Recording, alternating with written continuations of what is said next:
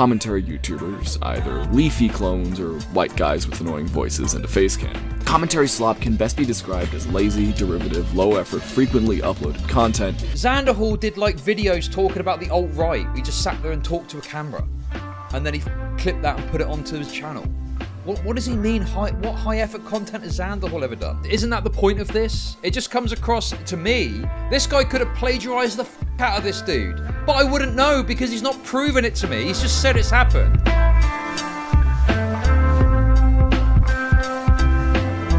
YouTube's always been a slop platform. I don't know why people are acting like there's some age-old past of the philosopher kings of YouTube making content. Like, go and look back at early YouTube videos. You know, a lot of it is slop. You know, the backbone of YouTube has always been slop tent. You know? So it's like this weird dynamic where people act like there's an age past where it used to be different. It didn't used to be different. You know, talking, I mean, when people say slop, a lot of the time they're talking about commentary over gameplay footage. And that's been a thing for years. That's been a thing for absolutely years. So that's the first point. And also, I feel like a lot of content on YouTube is designed to farm ad revenue in one way or another. Some channels farm ad revenue with like short videos about, you know, current affairs, daily videos, something like that. But there's other videos that are like 8-hour-long retrospectives on some old game.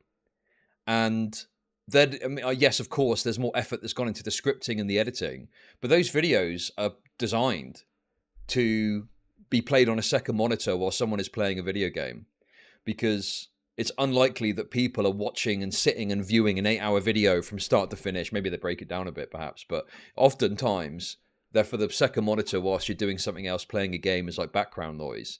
And the purpose of those videos is often to just farm ad revenue. Because the longer you watch for, the more ads you can put in, the more ads people watch, the more money you make, and so on and so forth. So yeah. I just think that there's this kind of focus on a particular type of slop content, and it's like a lot of content is slop, even if you think more effort has gone into it. It's still there just to farm ad revenue. And I'm fine with that. I'm totally fine with that. I watch those videos. There's nothing wrong with that. So I just find the framing weird. It's like YouTube has a slop problem. It's like, does it have a problem? Like, surely it's down to the actual... You got to get your hands into the slop and dig about and see if there's what's in there.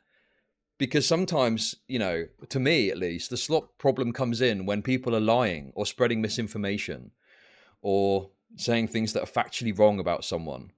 That to me is more concerning when it comes to slop content. It's all for money. Yes, guys, I'm sorry to break it to you, but most content creators are trying to make money. Yes, that is what they're doing. Wonderful. But how do I make money off depressed people? Only buy and consume Chud's slop and similar high-quality, premium, free-range slop from boutique producers. Yummy, yummy slop. Thank you for the $5 Australian.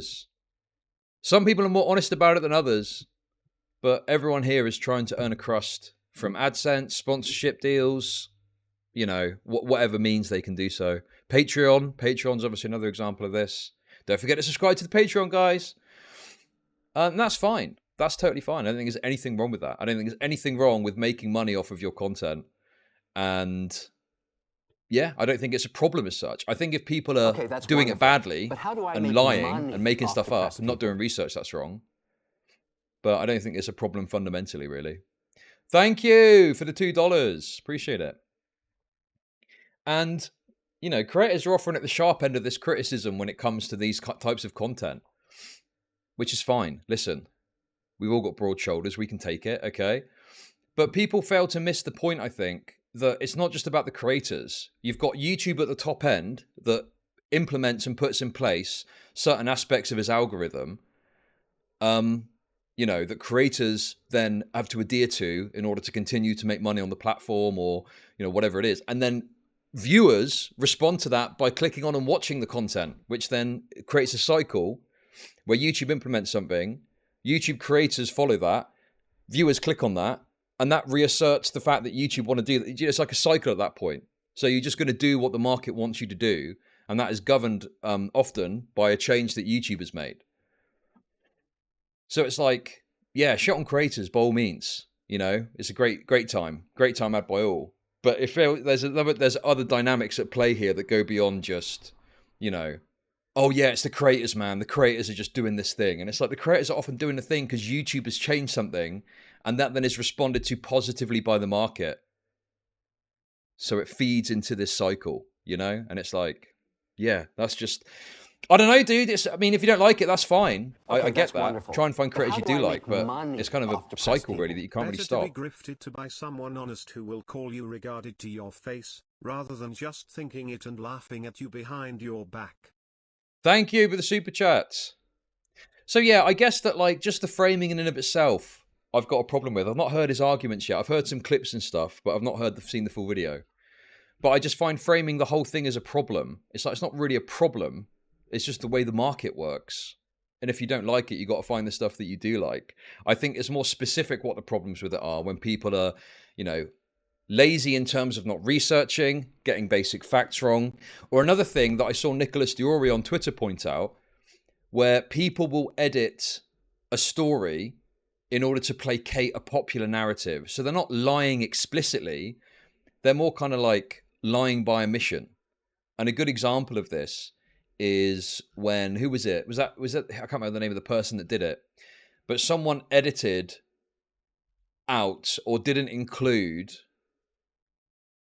they didn't include this, I don't know what it was. It's like a dog pack. Oh, I know what it was. The James Warren thing.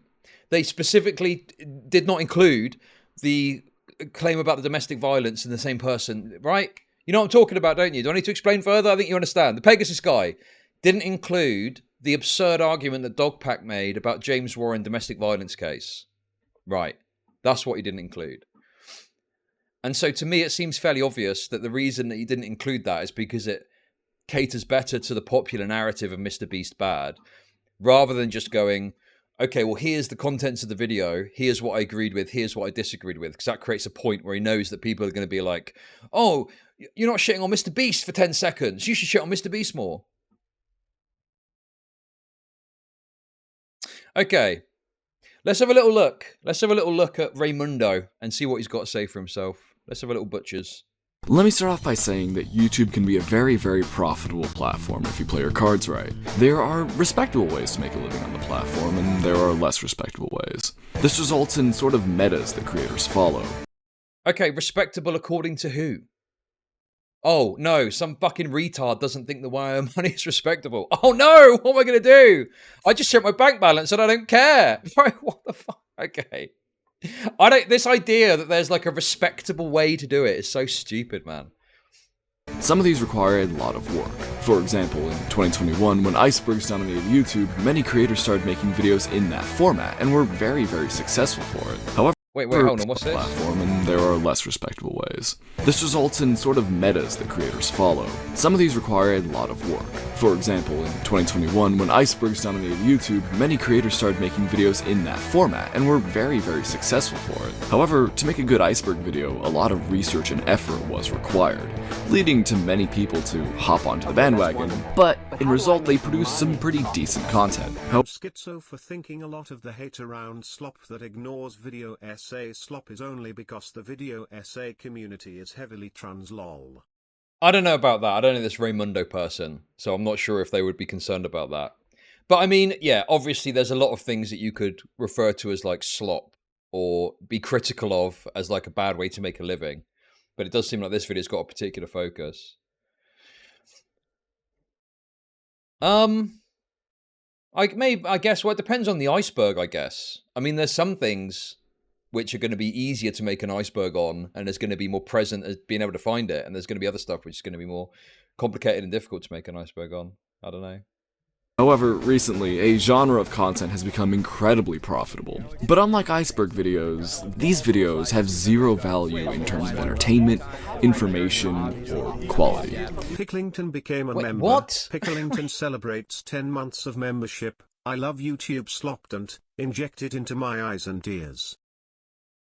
Zero, how, what, who determines that? Value is determined by the viewer and the market and what people want to watch. I don't think anyone can just say, well, this has got, from your perspective, it's got no value. and then therefore you don't watch it, right? There's lots of things that I don't think's got a lot of value on YouTube, and I don't watch it, but I know that it's got value to others, right? I can't think of an example off the top of my head, but there's videos where maybe I click on it and I'm not interested in it, or, you know, I see it recommended and I'm like, nah, that doesn't look interesting to me. Yeah, I don't know. It's just this odd concept. Like this person, it feels like they've put themselves in this position of like authority to determine what isn't appropriate ways of earning money. What isn't of value. It's like he's looking at this from his very own unique perspective and making these kind of conclusive statements about it, when it's not conclusive and it's all subjective, and it's driven, all of it, by the market, by what people watch, by what people click on and stuff like that. This is YouTube's slop problem. There are a lot of different ways that slop can succeed on this platform. Most of you are likely familiar with content farms that produce content for children with little to no value. And in many cases, these videos are straight up inappropriate and expose their young audiences to some pretty messed up stuff. However, that's not the subject of today's video. Drama is something that people are inherently drawn to. It's in our nature. Okay, but value. What value in what does he mean by value? I don't know, dude. It's like, yeah, to you it might not be valuable as entertainment, but to the platform it's very valuable because it gets a shitload of views and earns a shitload of ad revenue. And, you know, maybe to a parent it's valuable to have some video to stick on for their kids to watch for a bit. I mean, I try and avoid the worst of it, you know? It's difficult as a parent sometimes, so they want to watch. Dude, some of these videos are absolute dross. It is true that they're just fucking insane content black holes, and it's completely incoherent. It doesn't make any sense. But anyway, nonetheless, I think that, you know, it's like, well, who determines the value? What do you mean by value, right? Like, you're saying that something has got zero value. On what analysis are you making that interpretation? Yeah, bit weak so far, but we're only a minute in, so let's just see. Nature to seek out new and exciting information regarding scandals and controversies. Mainstream media has known this for decades and has heavily profited off of it. This is by no means different on YouTube, and it has been so for a long time. However, the difference is in the presentation. Things haven't always been this oversaturated. Back in the 2010s, drama channels were huge on YouTube, but people mainly went to the big channels as their sources, like Scarce and the infamous Drama Alert.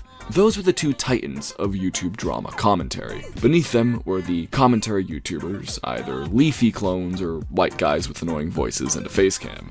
Things remained this way for a while, with a very consistent formula for the way that information was spread. Generally, the big two would release some breaking drama, which would then trickle down to the commentary creators, which would then trickle down to the facecam commentary creators, who generally put a bit more time into their editing and scripts. There were definitely many moments in which misinformation was spread and believed to be as fact, but generally narratives remained pretty consistent. However, wait, what? I mean, dude, it's difficult because I can't think of the entire course of drama coverage over the past 15 years to say exactly. But are we really saying that this was like a better time? Did we not have like a fucking assault allegation every week? What about the I'm Alex stuff where he was making shit up about people and pushing false narratives? Like, that was massive at the time because of how bad it was. And it's not clear exactly, but I'm a bit like, is this like, it feels like this guy has kind of like got rose-tinted glasses on. And he's looking back at the old times with this sort of nostalgia when it's like some of the problems of misinformation and stuff getting out and stuff being pushed, despite not having a basis, was really bad back then. And not necessarily accurate and correct. Anyway, let's hear him out a bit more. Generally put a bit more time into their editing and scripts. There were definitely many moments in which misinformation was spread and believed to be as fact, but generally narratives remained pretty consistent. However, this entire ecosystem changed in 2020 when the world locked down, and everyone suddenly had quite a lot of free time. This led to lots of people trying their hand at making YouTube videos. Wow. Many people attempted, and well, many succeeded. With their I am a product of COVID, by the way. I am one of these people that is here now because COVID happened. So you can blame COVID for me as well, okay? Yeah, exactly. YouTube was best during insert period of my formative years. Like, it's this nostalgia vision that you have. I am the virus. There being almost a baby boom of content creators who hit it big during lockdown, and many of these people continue to create videos to this day. Now, this may seem like a good thing, right? New YouTubers means new and unique talent, tons of unique people who can provide a unique perspective, ideas, and content style that sticks out from the rest, right? Right? I mean, yeah, because now, more than ever before, you have got an absolute insane buffet of content available to you that you can manage. Like if you see a channel get recommended to you and you click on it and it recommends the channel again and you didn't like it, you can just click don't recommend channel and you'll never see it again in your recommended feed. If there's a video that you don't like, you can select not interested, and eventually YouTube will be like, okay, don't feed in this content, don't feed in that content. And eventually you can curate a sort of home screen that is just exactly what you want to see. And you've got like unlimited options essentially of like what you want to pick. It doesn't work. It does work. It absolutely does work. I know it works. I've used it myself. If it doesn't work, you're not doing it correctly. You're fucking something up somewhere. Like you're saying you're not interested in something and then clicking on it, obviously confusing the system because it's like, well, you say you're not interested in it, but you're clicking it again. So what's that about, you know? So it absolutely does fucking work. If you click don't recommend a channel, maybe there's some sort of glitch maybe occasionally that could happen. But generally speaking, that is going to really curate your homepage. So yeah, I don't know, dude. It's like, for me, I get into problems on my channel, this channel, because I obviously want to be fed stuff that's for my stream and things like that. But I end up watching like a movie clip on this account or something. And then I get recommended 20 movie clips. And I'm like, for fuck's sake, dude. And then I got to go through and not interested, don't recommend channel, not interested, don't recommend channel. And then eventually it gets set back to only serving up content that I'm actually going to be interested in to talk about on stream. So yeah, I think that it's fine to have lots of creators trying their hand because you can curate your feed through subscribing and clicking don't recommend stuff and clicking don't recommend channels. So I think it's good to have as many creators as possible to pick from, and then you got the ultimate amount of choice with a way of creating that choice. Well, sure. Some people fit this criteria. However, many creators have fallen to create commentary slop. And it doesn't That's take me. some galaxy brain genius. Man with 300 million subscribers. He's got a burger business, a chocolate bar company. Yeah, I think we might actually have the first YouTube scholar on our hands here. Commentary slop can best be described as lazy, derivative, low-effort, frequently uploaded content that covers modern events and incidents. Like the old Leafy is here in Pyrocynical videos, these videos often feature video game footage with minimal editing when needed. These sorts of videos are often hard to tell apart from each other, or from the rest, as generally the only unique aspect. Yeah, okay. I mean, if this is what we're talking about, where it's like gameplay with commentary over, sure. I guess that is quite a specific thing that we're talking about here. Oh, hey, Nicholas. I think this video is correct in diagnosing what slop is, but failed to explain what's wrong with it. It casts this wide net of extremely varied content and doesn't ever land on a problem. Well, yeah, because this is quite specific, and I know exactly what he's talking about when he's talking about, like, commentary over gameplay videos. And I'm like, okay, so that's what slop is. But then he's including Turkey Tom, who, even though maybe occasionally does commentary over gameplay, I can't really remember the last time I saw him doing that. But that's like a different thing. You can say it's slop if you want, but it's not the same type of content. It's like a different type of, it's like a different style of content that you're talking about then. So then does slop just mean anything that talks about drama then? Is that what we mean? Any substantive evidence for his assertions.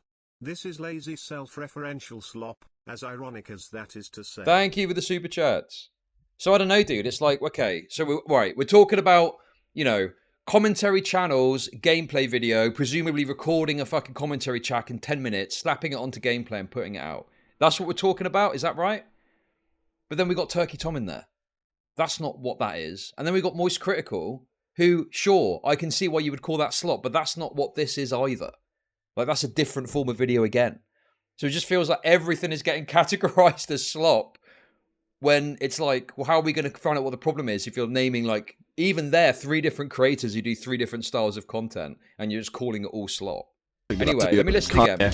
Commentary slop can best be described as lazy, derivative, low-effort, frequently uploaded content that... Lazy, derivative, low effort, okay. Commentary slop can best be described as lazy, derivative, low-effort, frequently uploaded...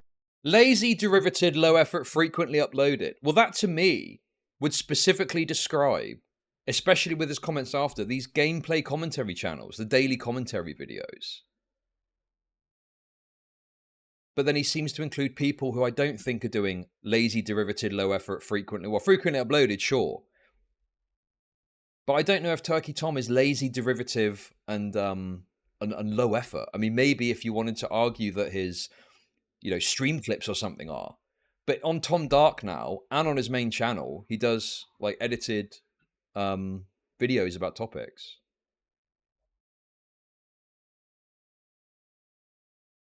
He means stream highlights, Sunny V2 ripoff, bad researchless video essays, and 10-minute daily commentary. I honestly doubt he would have any issues with my main channel. Okay, I feel personally attacked. What's wrong with stream highlights?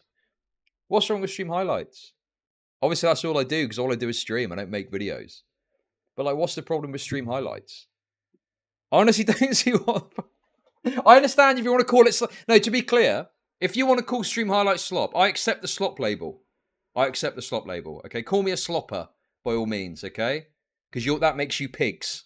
That's fine. But, like, what's the problem with it? That's what I'm trying to get at. What's the issue? What's the problem with that kind of content? Like, you can easily see the problem with daily commentary videos because it's like, in the rush to put out a video quickly, it could be that someone doesn't do their full due diligence and research and they end up putting something out which contains factual misinformation. That's a problem that you can arrive at with those types of videos. Like, you're doing a stream of consciousness thought process on a topic without anything in front of you necessarily. And then you slap that on to gameplay and then you put that out.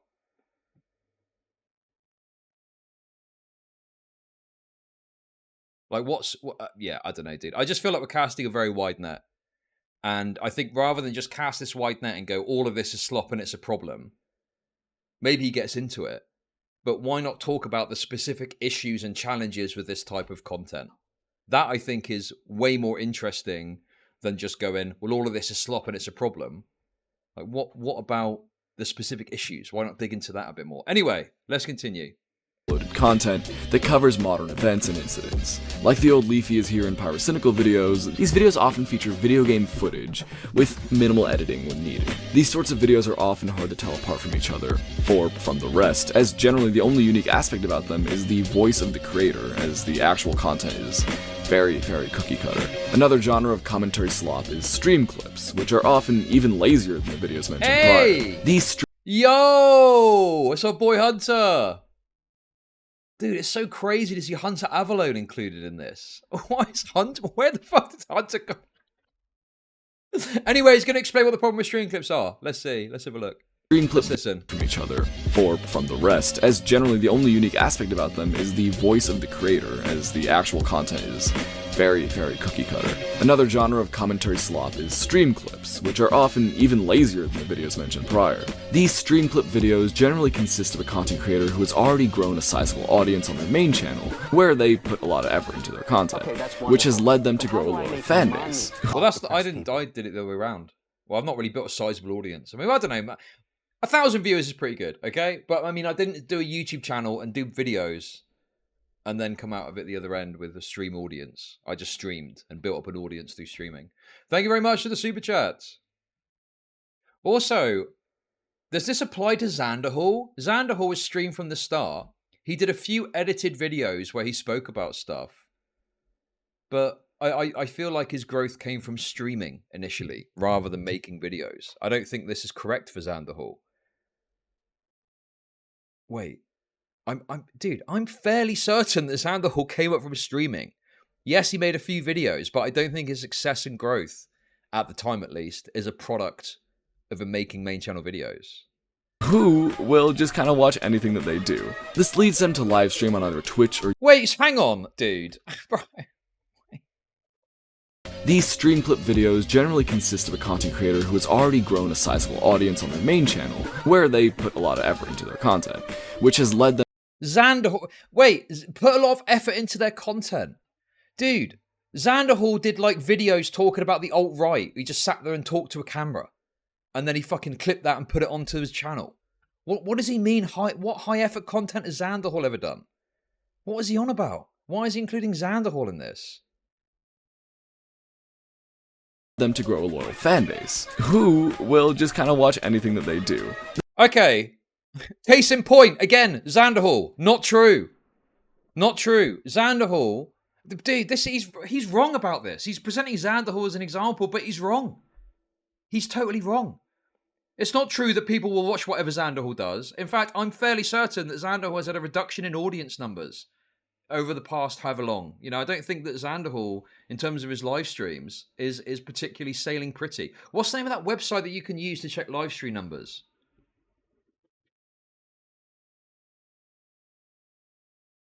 Anyway, Okay, that's wonderful. you know, I But feel how like do I this is make like not money correct. off He's wrong about depressed people? Xanderhal. Thank you for the super chat. Dark Viper S, maybe. I don't know, dude. He seems fairly reasonable in terms of like he spoke to lyrics about this, so I don't know if he's like that. But I just think he's wrong about Xanderhal. He's claiming that Xanderhal did high effort content, which led to an audience that will watch him do whatever he does. And it's like, well, he never really did high effort content, as far as I can remember. And I don't think he's got an audience that will watch whatever he does. And I think he has seen a reduction in audience numbers over the past few years. Not Social Blade. There's another one where you can go stream by stream.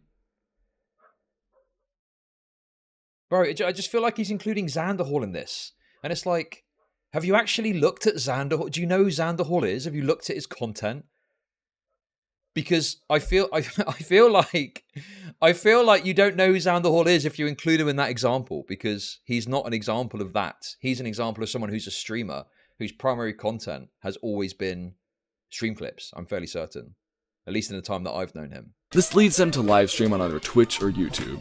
Those streams, who are often multiple hours in length, then get chopped up into different segments per topic, given minimal editing, and then shipped out as a fresh new video. Oftentimes, these videos are just reaction videos in disguise, as generally the creator kind of just watches the video, pauses the video every 10 seconds, spat out some opinion related to what they're watching, or hell, just go on some completely unrelated rant spurred on by someone donating or a popular message in their chat. This leads to these videos to be almost impossible to watch, as they're so long and, well, pointless. I actually have an exact example that I'd like to use. On June 25th, 2024.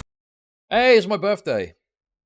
I think he picked Xanderhal because he streams and cuts segments. He doesn't have a successful channel, so the B-roll doesn't match what he said there. No, it doesn't. He's wrong about Xanderhal. Like, why include Xanderhal and say something that isn't true about Xanderhal? It's fucking stupid.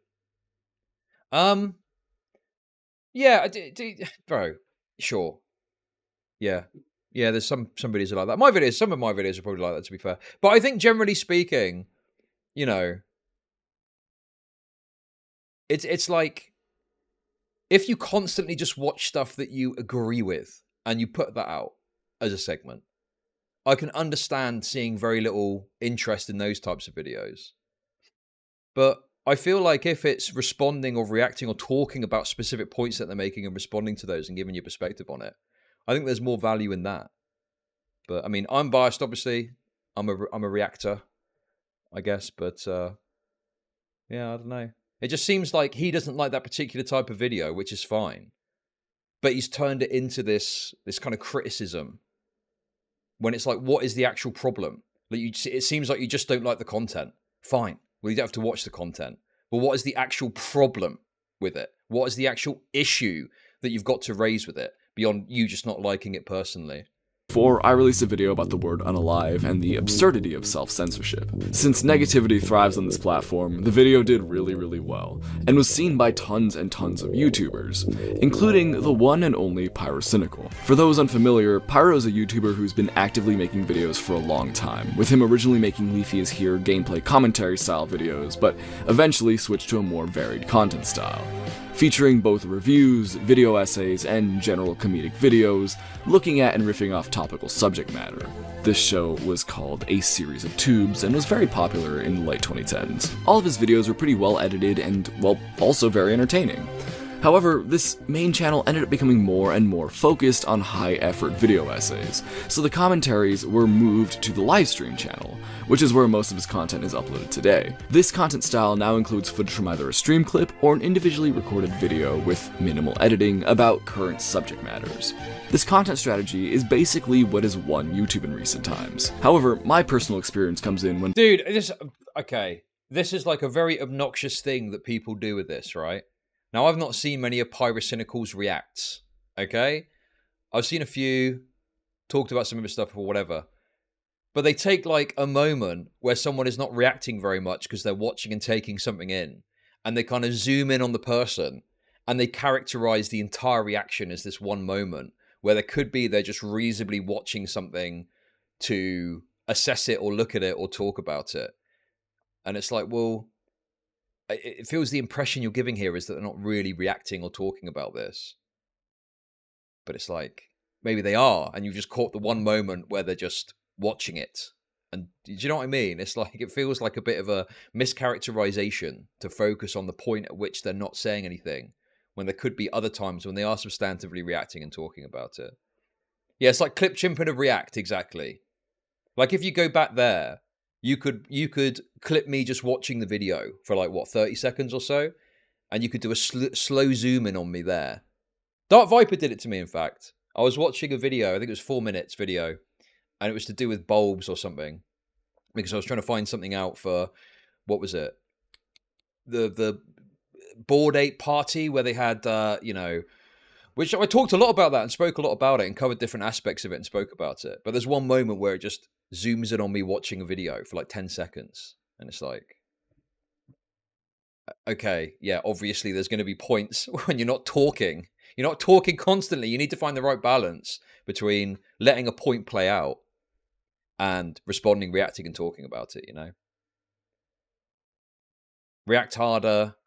Yeah, it's the, obviously you get both sides of it. React harder and then play the video. I don't really care. I'll do whatever the fuck I want in my own content. But, it's like, obviously that's the meme, isn't it, that you see in chats. It's react harder, play the video. React harder, play the video. React harder, play the video, etc., etc.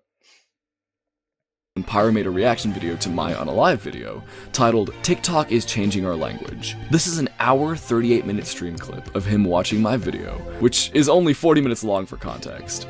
Okay. Again, this is the challenge though, isn't it? Because you get other people that say, oh, this person reacted to my video and they just used my thumbnail and put their face on it. And that's it. That's all they've done. And it's like, okay, so I understand maybe you don't think like this, but there's some people that get bothered if you do that. So creators want to try and make something that doesn't seem like you're just totally ripping off their video. But then by doing that, it's now upsetting this person who wants it done a different way, So I've not seen the video. I can't comment on it. I don't fucking know what this react is like and what he says in the video. But it's like, it's the opposite of what we often hear about react videos, which is that it's longer, much longer than the video, which isn't normally the case. Normally it's like, oh, they've only given a few minutes of commentary on this hour-long video. It's only 1 hour, 5 minutes long. And normally the criticism is the thumbnail is the same with their face on it, and the title is the title of the video with just reacts at the end, which can potentially interfere with the original video in the algorithm. So it's like, I don't know, dude. What is the right way to do it then? What is the right way to go about this? Because I don't think this guy's got a problem with React content fundamentally, from what I understand. But obviously, people have got different ideas about how it should be done. And if you try and present it as your own piece of content, some people would prefer that because you're not just ripping off the thumbnail, but clearly you've got a problem with that in and of itself. So, yeah. Now, when I was alerted of this, I was beyond excited, and I sat down with my friends to see what he would say about my video. And just to be clear, to preface my criticism, I don't want to come off as criticizing these creators as people, or their character in the slightest. This is just a critique of the content that they produce. Okay. That being said, this video was very hard to watch. Not in a way that it made me cringe or misrepresented myself, but hard to watch because there was so much rambling, so many distractions, and so little focus placed on the actual subject matter at hand. Which, again, his video is nearly an entire hour longer than the video that's being reacted. Yeah. I mean, that's the point of a stream. If it's a stream clip, obviously it's going to go off on tangents and people are going to talk about different things. I don't know. It's like I feel like this guy just wanted Pyro to give his perspective, like in a coherent one segment throughout the video. But that's what live streams are. They are reactive. You have chat there. There might be a tangent that comes up, so you go, down a rabbit hole and look at something else. Yeah, that's the way that streams go. And if you don't like that style, then stream content and stream clips just aren't for you. And it probably is disappointing as a creator to have someone that you look up to watching a video and not getting much out of it. But again, that's like a personal preference thing or a personal issue. And it's like, okay, well, yeah, I'm sure that sucked for you, but what's the problem broadly? What's the problem we should take away from that? You were disappointed that Pyrocynical didn't really talk as much about your video as you'd like. Okay, well, what's the problem for everyone else? That's a problem for you. And I get that, right? Because it's your video. But that's a personal issue. And I don't see how that is everyone else's problem. Like, if someone likes it and wants to watch it, well, that's up to them. To. However, most of this hour is just filled up with unrelated things, which is, again, why it's hard to watch. It was hard to follow. For you, it was hard to watch because you specifically are watching because you want to see what Pyro thought of your video. Whereas Pyro's audience wants to... I mean, I don't know what the performance of the video is even, but Pyro's audience are turning up for different reasons that aren't what is Pyro's specific perspective. Because obviously the video is entitled reacting to Raymundo's video about this, that, and the other. They're turning up for Pyro, not for you. You're turning up for you. So that's the problem that you've got. This content clearly isn't for you, and it's not of interest. It's just personally affecting you here because you were turning up for something that wasn't there. But that's a you problem. Beyond that, I don't see how it's a problem that needs to be solved or fixed beyond, you recognizing, oh, if Pyro watches one of my videos, it's probably not worth watching it because he's not really going to say anything about the video, was difficult. This sort of content is one of the more common types of slop that we see. Long YouTube videos of a creator just kind of sitting there and watching someone else's video, pausing every 10 to 15 seconds, commenting on something, and then continuing. However, as a creator, it's not actually a bad thing to have a big YouTuber make some slop reaction videos to your content. YouTubers like Tuv completely had their careers launched by Moist Critical having their videos be watched on stream, which is something that I would personally welcome with open arms. However, a lot of the time, these videos are almost always presented as if they aren't just glorified reality. Right, okay. / thumbnail or the kind of wild, borderline defamatory shockers DK makes for you? Those titles are hilarious. Yes. Oh, speaking of that, by the way, guys. Guys, this is very meta. I'm about to do the thing that he was moaning about just then. We're going off on a little tangent, okay? Because it's of interest. And I think you guys are going to get a kick out of this. You, my audience, are going to get a kick out of this. I'm not thinking... Dude, also, bro, this creates a really bad dynamic where it's like, oh, what is the YouTuber going to think of my reaction to this? I don't give two fucks what the YouTuber thinks of my reaction to their video. Okay? Who fucking cares, dude? This is about my audience and talking to my audience and giving my perspective to a video that I'm watching. Why do I care what the fucking YouTuber thinks? They can fucking fuck off as far as I'm concerned. Oh no, you didn't like the fact I didn't talk about your video all the time. Literally don't care. Couldn't give two fucks. I'm here to entertain my audience. Okay, so this comment came in, which I thought was quite surprising because it's like, this is the thing. This is the straw that broke the camel's back. Really? Not saying you care. This is on the Jax Films video. Oh, no, the Asman video. Oh, the Asman video. Okay, my bad. I thought it was a Jax. This is on the Asman video. Not saying you care, but as someone who is older than you and cares about integrity, you have to stop with the thumbnails calling people names and clickbaiting. Maybe it works on the kids, but for me, it's gross and makes me not want to click the vid. Hang on a sec. Hang on a minute. How are you here? How are you here if you didn't click the vid? That didn't make any sense. Well, clearly it did make you click the vid to leave the fucking comments. Anyway. Tom at least tries to be fair and put out the facts. But the past couple of thumbnails you made, at least for me who like truth and integrity, made me not click the video and little by little lose respect for you. So, dude, this is so gay, man. What I say in the video is what matters. My perspective and takes I'm talking about in the video. What is this thing that you've got? Oh, sorry. In the future, I'll make sure to characterize exactly what even if it's very boring, I'll just say exactly what it is. This guy, what was it? That movie, The Invention of Lying. I've got to just say exactly, precisely what it is in the title and the thumbnail. Bro, that's the whole point of a thumbnail and a title, to make you click on the fucking video. What is wrong with these people that they want some sort of boring ass title? Dude, DK's thumbnails and titles are legendary, okay? And they will not be changing, I can assure you of that. If anything, we're going to make them worse. Not saying anything outlandish, but the reason I don't watch mainstream news is I don't trust them. Right, okay, dude. And when I see shit like this and Jack's film sucks, it just comes off petty and jealous.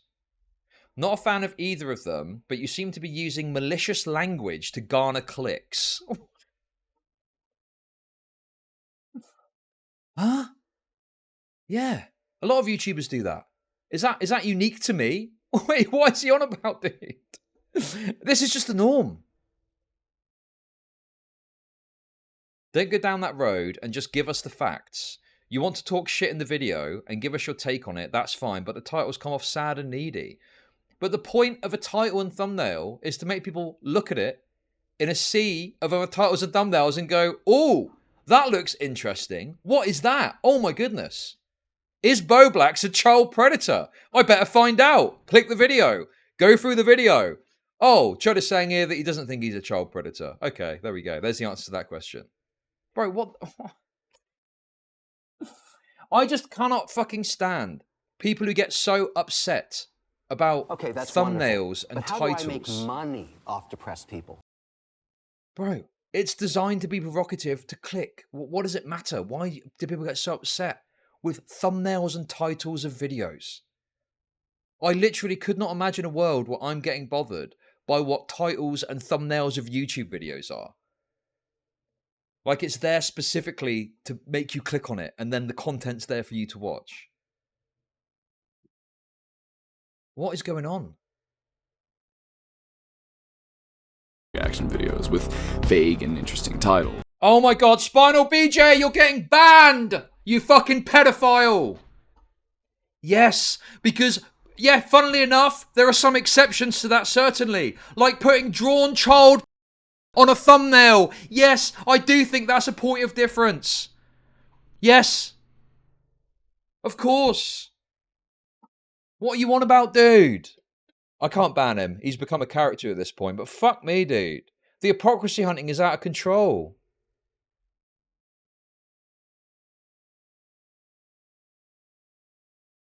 Oh, someone's put a picture of a woman getting fully raped on this thumbnail. Why are you complaining, Chud? Bro, obviously, there's exceptions that prove the rule. If I saw a thumbnail that had a fucking ISIS execution happening on it, if I saw someone's head getting cut off, okay? Yes, I'd probably go, ooh, that's a bit much. I don't like that. Okay? Okay. You understand that there's some exceptions that prove the rule. I'm just saying that broadly, being concerned with what are just provocative thumbnails that don't show, you know, gore or pornography or something like that. That's what I'm getting at, obviously. And also really good thumbnails most of the time, making them seem like much more than they actually are. However, stream clip re-uploads aren't the only type of digital junk food consumed by the masses. One of the Anyway, going back, sorry. We're getting distracted. Personally welcome with open arms. However, a lot of the time, these videos are anyway, I've played the game of people moaning about thumbnails, and bro, it was so bad. Aiko was the worst person for this, right? It wasn't even that bad. But basically, it was like, this is what caused the President Sunday drama in 2022. Aiko Rules was annoyed about the thumbnails because they accurately represented what she'd said on stream, but they didn't paint her in a particularly nice light. It was obviously being critical of Aiko. And Aiko was like moaning in my fucking DMs, writing screeds of text about how terrible it was. Fuck me, dude. Insufferable. Fortunately now, particularly in the commentary community, people don't really care that much. And I don't think I've had any complaints, really, about thumbnails. But yeah, I'm like, whatever. If you've got a problem with a thumbnail, I recommend going outside and doing something with your life. Obviously, there are some exceptions to that. If it displays explicit pornography, or if it displays, gore or something, yeah. Or if there was a nude of you on there or something like that you hadn't publicly released, yeah. Maybe there I might be more willing to say, okay, that's unreasonable. Like, let's say an ex-boyfriend released a YouTube video and said, oh, check out my ex-girlfriend's nudes, and the thumbnail was a nude of her that she privately sent to him.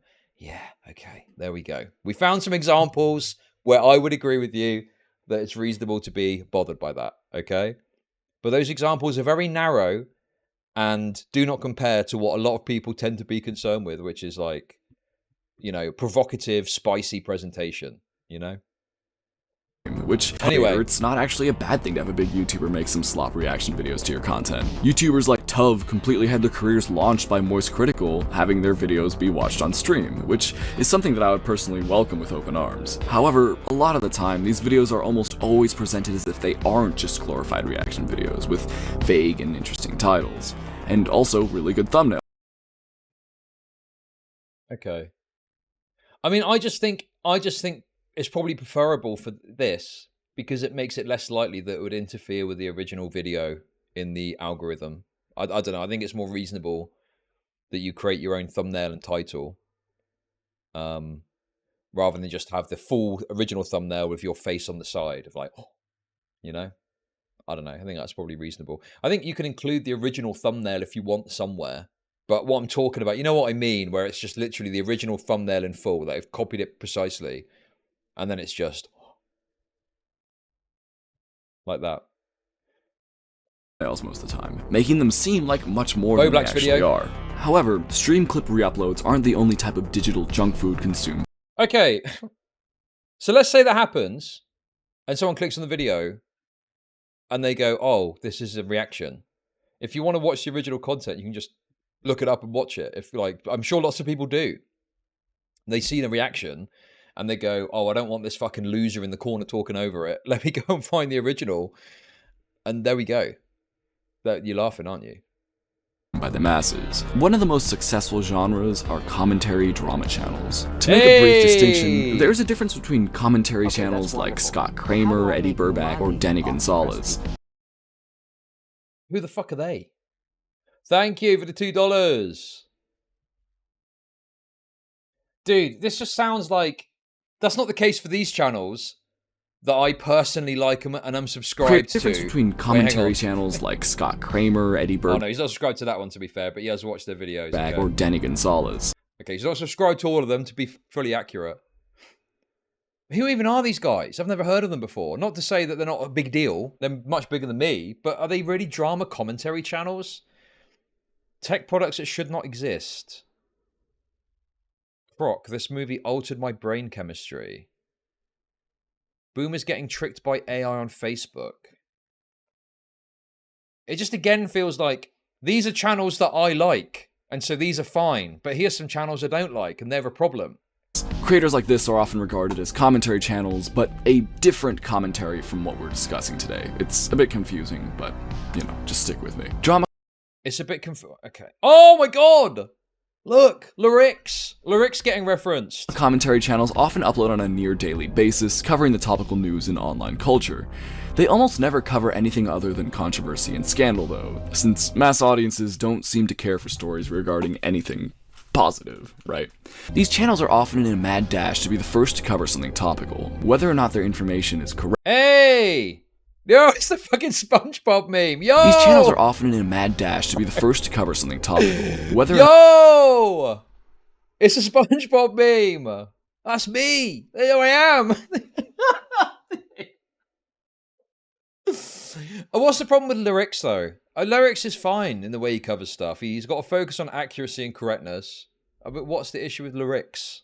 Not their information is correct, and also whether or not there's dash to be the first to cover something topical. Whether or not their information is correct, and also whether or not there's actually any additional information, they'll still cover the same topic over.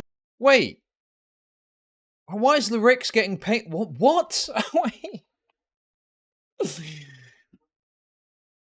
I don't think that lyrics is really classified as that type of creator. He tends to focus quite a lot on, accuracy and stuff.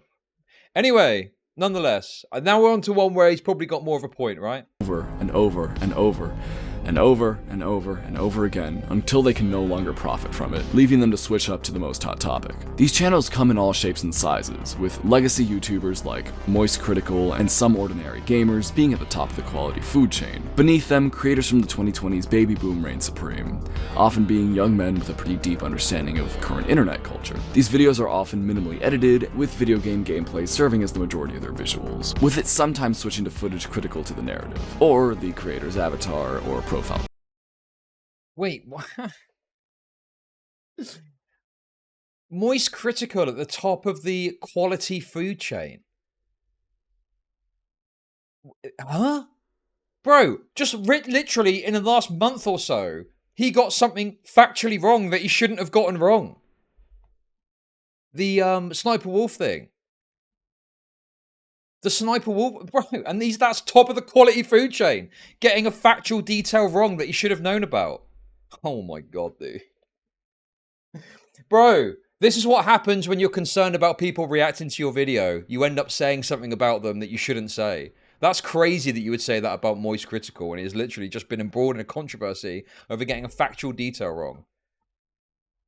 Fuck me. Sure. Oftentimes, these videos follow a very, very loose script, and in some cases, no script at all, with the creator just kind of recapping someone else's video on the topic at hand, while giving it sparse personal opinions and commentary.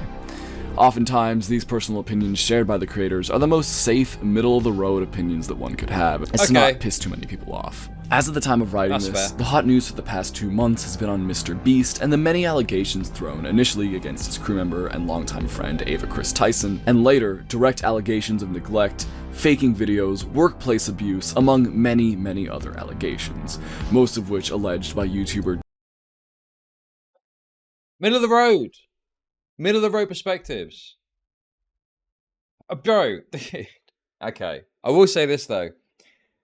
He is issuing out. It's so funny that he's criticizing Moist Critical for middle of the road perspectives. This whole video could have just been, these are the creators I like and these are the ones I don't. That's the vibe I'm getting from this video. I'm getting the vibe of, here's creators I like, here's ones I don't. But it's a problem for yeah. These are the creators I like and I don't like, and for some reason that's your problem. Okay, bro. Thank you for letting us know your personal tastes, but I don't think anyone asked. Okay. Exactly, Stylo. Exactly. It's like, oh, Moist Critical is the king of giving middle of the road takes to us not to upset anyone, which I think we could easily classify as what?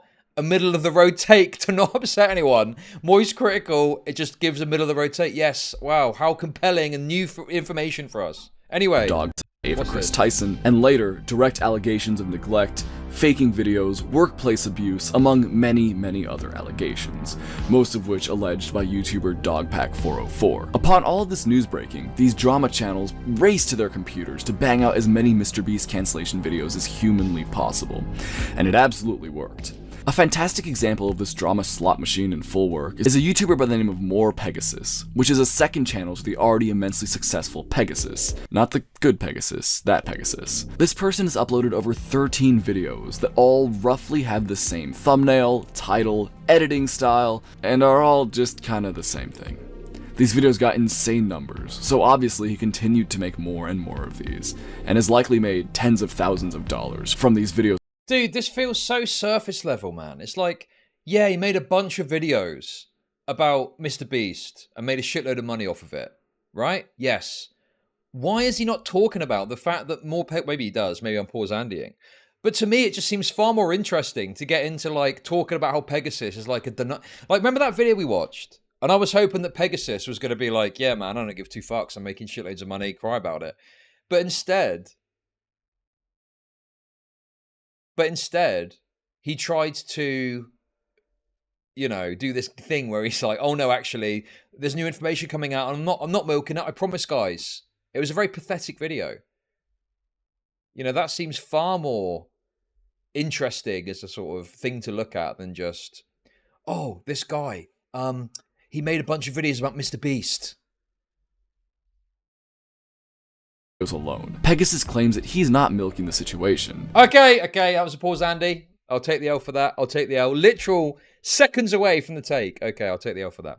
Rather, he was just covering every news situation as it arose, take the L. and that he's just operating as any news station would, making frequent uploads. However, a lot of said updates on the stories were by no means worth making an incredibly long video on a topic that could have been like 5 minutes long, and 5 minutes is stretching it in a lot of cases. People have caught on to this guy, and have given him a lot of criticism for milking this drama, but he continued to defend his content and claim that it's not slop, which like, whatever, man. If I were in the same spot and I wasn't so pretentious about the videos I produce, I'd be doing the exact same thing, and I think the majority of the people would in this situation.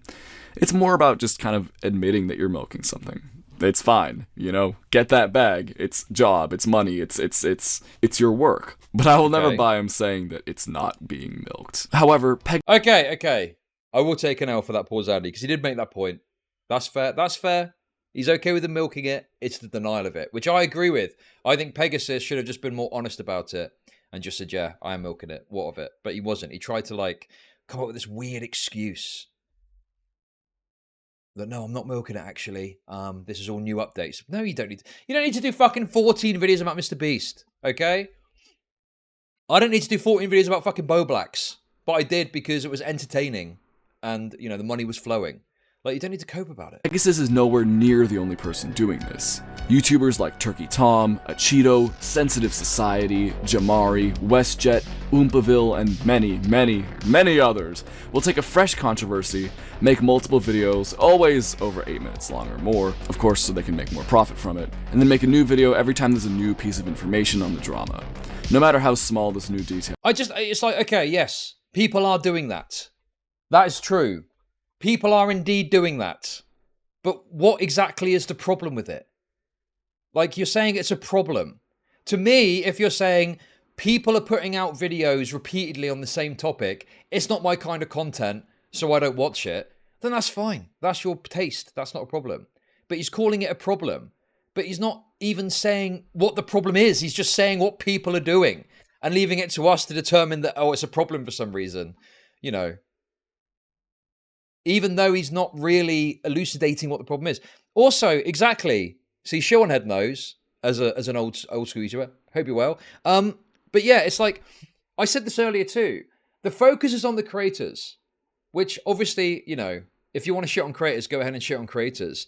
But there's a total fucking ignorance of this dynamic that exists, where YouTube put in place things that YouTubers then have to follow in order to keep making their channel profitable and make money. And the market responds to those changes. And it's like, all of a sudden, Mr. Beast is in the news cycle, okay? Obviously, YouTube aren't really as in play in that part of it, but something happens that puts something in the news cycle, and so you start making videos about it. Those videos are reacted to by the market and get a shitload of views, and it incentivizes you to keep making more videos. Like, if you could put out a video giving simple takes on the Mr. Beast drama and get 1 million views and make a shitload of money, the people want it. You are happy to make it to fulfill that need in the market. Okay, is that a problem? You might not like it and might not want to watch it. But they're fulfilling a need that exists and is met when they put the video out. So I just don't really see the problem with that. The problem for me with Pegasus was always the dishonesty of him acting like he wasn't milking it. I thought that was quite dishonest and I didn't like that. But him fundamentally making the videos repeatedly about the same topic, it's like, who fucking cares? You can literally just not watch it if you don't want to watch endless videos about the Mr. Beast situation. Like, it's a problem, I guess, for you personally that you can solve by just not watching the video. It's no one else's problem if they like watching it. Yeah, maybe. You'd think that people wouldn't really watch this kind of content, since many of these people are just kind of saying the same thing as everybody else over and over again. But no.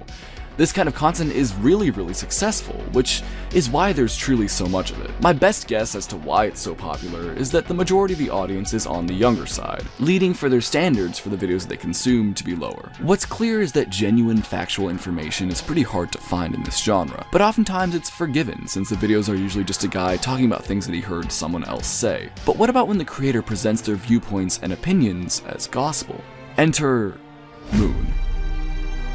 Video essays are a fantastic example of a genre that's been taken over by slop content. YouTubers like SunnyV2 and his brain-melting editing style have become the meta, and it works, since it appeals to as wide an audience as possible. Many of these bad video essays provide nothing more than the creator's one-sided agenda, misrepresentation of information.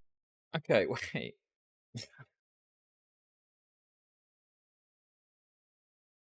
So now, I mean, I personally, I'm like, okay, if you want to call this slop as well, it just feels like we're getting to the point where it's just stuff I don't like is slop. That's the slop that I don't like. Bro, you're including so much in this definition of slop now that this scripted, edited content is now slop too. Everything is slop. Zero nuance, and of course, rampant plagiarism and theft of ideas. A channel on YouTube that does all of this and more is the one and only Moon. Moon is a YouTuber who started uploading video essay documentary style videos at the very beginning of 2021. These videos were very well produced, entertaining, and provided a somewhat unique viewpoint that we hadn't really seen before. Moon was vehemently anti-TikTok and anti-China. His content, despite being of decent quality, wasn't very nuanced and often just opted to share the bad side of the story, or at least only focus on the negative, since that's what makes you the money here on YouTube. Moon's videos started to become more and more biased, with him stating his opinion as fact a lot of the time, while also starting to lean more right politically. Moon started to expand his team quite a lot. Okay, see, this is the point at which it's like, okay, do we have examples of this? What does that mean to state your opinion as fact? Like, what, any examples of this, and what does that mean? Like, that's a pretty big claim. What, where has this happened? Are there any links or clips to this that we can see? Like, I don't know. It's like, well, it'd be good to have some examples of that to back up the point that you're making, but we're just left to assume that, well, yeah, I guess that's happening, I guess. I don't know. I've not seen it. I've not seen his content, so I don't know. Also, this idea that video essayists have got to be like politically partisan, non-partisan is stupid. It's like, no, they can have their own perspective if they want, and they can give their own political slant on something. Fuck me, if you had a problem with political slants on video essays, there's an entire fucking breadtube sector out there you could talk about. But yeah, I don't know, dude. It's like, what's wrong with someone putting their perspective into an essay? I mean, this happens with any normal essay as well. It's not necessarily, unless someone presents it as a completely unbiased look at something, which isn't really possible. But unless someone presents it as that, yeah, I'm going to assume they're putting their biases in it. And if I really want to get to the bottom of it, I'll look at it myself rather than just take their word for it. Which seemed to have pretty frequent turnover, since he was asking for new employees on a near monthly basis. This led to the majority of his videos to be written by different people, and clearly there wasn't too much quality checking or cross-referencing, leading to videos being essentially stolen and then given a Moon skin, while also removing any nuance that the original video possessed. There was once upon a time when they would only close a community if it brought unwanted media scrutiny and bad PR to the whole website. There was actually a time when they would only close a community if it. Okay, dude, this is like such a this is such a transparent effort to have the H-Bomber guy moment. It feels like he's trying to have his H-Bomber guy moment here and expose some plagiarism.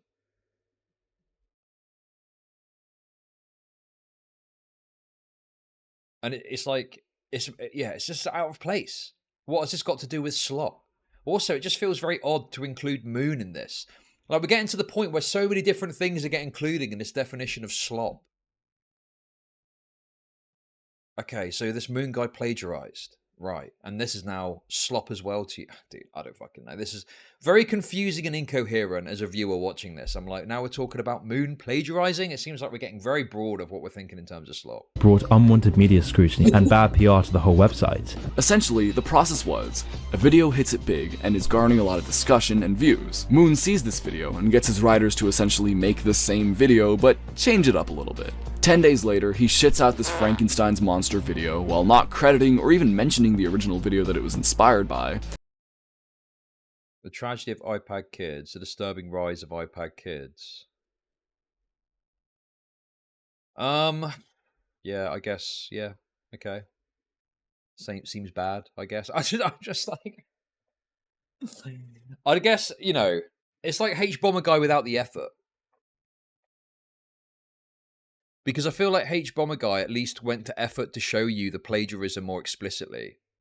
Whereas here it's like there's one clip we've been shown and then we're just told that this is the same thing.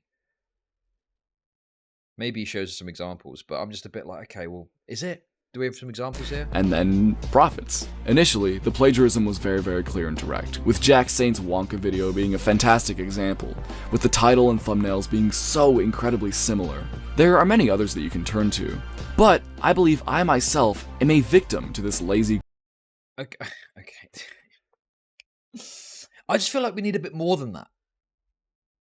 Like, the script, words, takes, that's the sort of thing that I feel like you should be putting forward if you want to prove this point. Because now I'm sat here like, well, that could be the case. I'm not going to go and watch those videos to find out. And it's this guy's job to present to us, demonstrate that. And he's just not done that.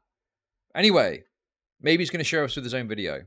Grifter, with one of my biggest and best videos, The Tragedy of Gen Alpha, being a video that makes the overall point that to fully say that the entire generation is doomed because of Skibbity Toilet and stuff like that is bad faith, and kind of harmful to do. Because despite Gen Alpha facing real struggle that does kind of put them in a worse spot than the people before them, we shouldn't be spouting hate towards them, and rather we should be trying to help them. That's a very, very abridged version, and if you're curious, I highly recommend that you watch the original video. But the point is, I brought up a viewpoint that hadn't really been expressed yet, and, you know, did really well for it. So you know what Moon did? 2 weeks after my video released, Moon drops The Dark Reality of Generation Alpha, where Moon talks about Gen Alpha and makes very, very similar points in a very, very similar order as to what I did. And because nuance is a foreign concept on the Moon channel, he completely removed any of the positivity and hope that my video had, while still including some of my talking points that were leading to the positivity and hope. Moon has over 4... Okay. If you're going to do this, put the effort in and actually put together your case. Like, he's just saying shit. Where's the proof of any of this? It could well have happened.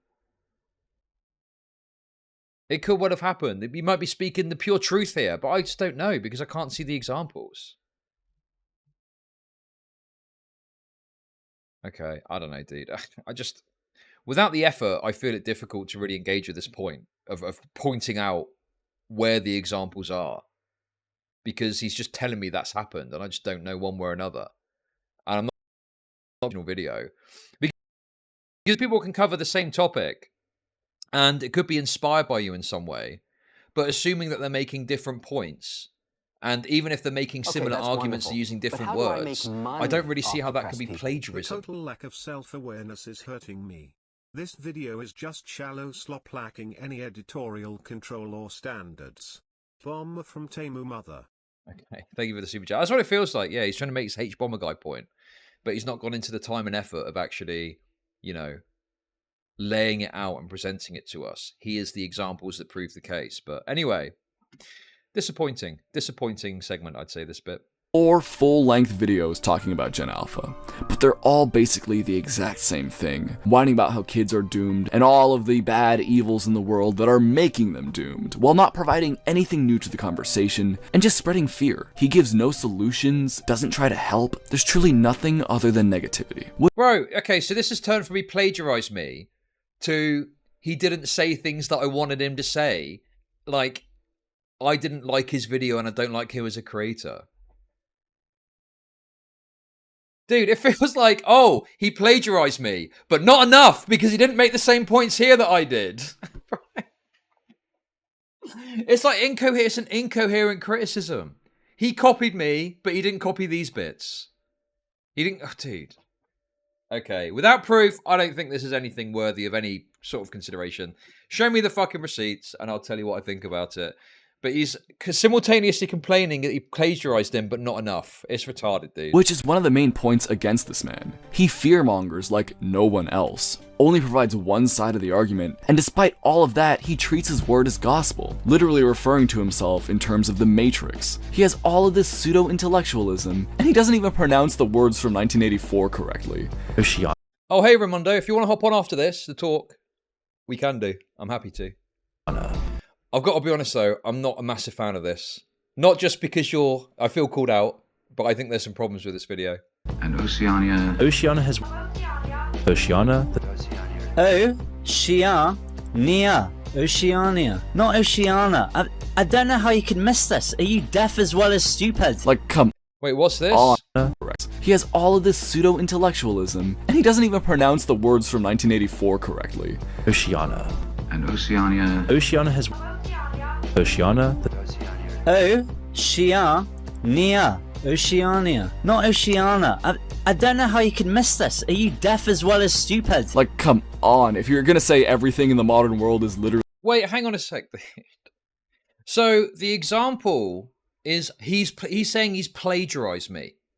And rather than present us with evidence that he's plagiarized him, he's nitpicking about his pronunciation of a word. Why not insert examples of the plagiarism? Isn't that the point of this? It just comes across to me, this guy could have plagiarized the fuck out of this dude, but I wouldn't know because he's not proven it to me. He's just said it's happened, and now he's nitpicking about his pronunciation of a word. So for all I know, I'm like, yeah, I mean, why didn't you fucking show me the plagiarism and I could look at that? Now it's like, okay, so he pronounces Oceania wrong. Who fucking cares, bro? Show me the plagiarism. Show me the money. That's supposed to be the point of this segment, no? Early 1984, maybe read the goddamn book and do more than just reference the movie. Moon is also a massive hypocrite, complaining about how short attention span editing and content is making people dumber and less independent thinkers, while his editing is super overdone, fast-paced, flashy, and his content doesn't encourage independent thought at all, since he represents everything that isn't his argument as false. His content doesn't encourage independent thought at all. According to who? I've not watched this guy's content. That just sounds like your opinion, man. Which, I mean, what was it you were saying earlier about stating opinion as fact? And now here you are stating your opinion, which is that his content doesn't provoke thought in a, you know, what I consider to be a very conclusive way. It sounds like a fact. No? I mean, I don't know, dude. It feels like he's fucking doing the thing he was saying was bad earlier. Moon is truly one of the worst video essay slop channels, but for some reason, he dodges a lot of criticism, with the prior mentioned Sunny V2 receiving most of the hate. They both suck, but Moon sucks so much worse. However, the main thing to learn from Moon is that Here for Chud's sloppy toppy. That's slang for slop topics, right? Thank you for the $5. Appreciate it. Yeah, this is, dude, I feel like there was more that could be done here to back up this point of plagiarism. And it just feels like a lot of this framing around it. Like, this seems like the segment he's worried about most. He wants to shit on this Moon guy who he thinks is a retard and has maybe plagiarized him. But it's quite a weak segment. He's not even shown any evidence beyond one short clip of the plagiarizing. And the longest clip that I saw in that, I'm pretty sure, was about his pronunciation of Oceania, which is a trivial matter. you truly do not need to have good, insightful content to capture the masses. You need to rile them up emotionally and leave them drooling at the mouth with super visually stimulating editing. If you make people scared, they're more likely to stick around, and if you make people angry, they're more likely to stick around as well. And if you get a bunch of scared and angry people and then represent yourself as some sort of modern-day philosopher, that's the perfect concoction for making disgusting amounts of money on this platform. If you couldn't tell, I really don't like this clown, and I want to make a full... I mean, sure. As a symptom of his pretension, he's incredibly inarticulate. Thank you for the super chat. Yeah, maybe you feel like, I just feel that there's lots of people you can make that point with. Why pick this random guy? I've never even heard of him before. Maybe other people have. Maybe his videos suck. But this feels like personal. It feels like he's personally bothered by this Moon guy, and he's dressed it up in this way to go after this Moon character. Okay, yeah, this Moon guy sounds like a blueser, I guess, from your description. But, I mean, you've not really proven your case in any meaningful way. You know Moon. Do I? Have I? Moon. When? He's such a slop tuber that I've forgotten, clearly. Length video on him, going into all of his manipulation tactics, hypocrisy, and of course, plagiarism. If you want to see that video, let me know in the comments, and like this video while— Oh! Doesn't this feel like a bit of a teaser? Like a sort of like, oh, I wonder if people would like it if I did a video shitting on Moon. But he's like too, you know, nervous about it or doesn't know how it's going to go down. So he's made this whole video just to try and come up with this idea of how to shit on Moon and be like, oh yeah, guys, if you want to see me shit on Moon more, let me know.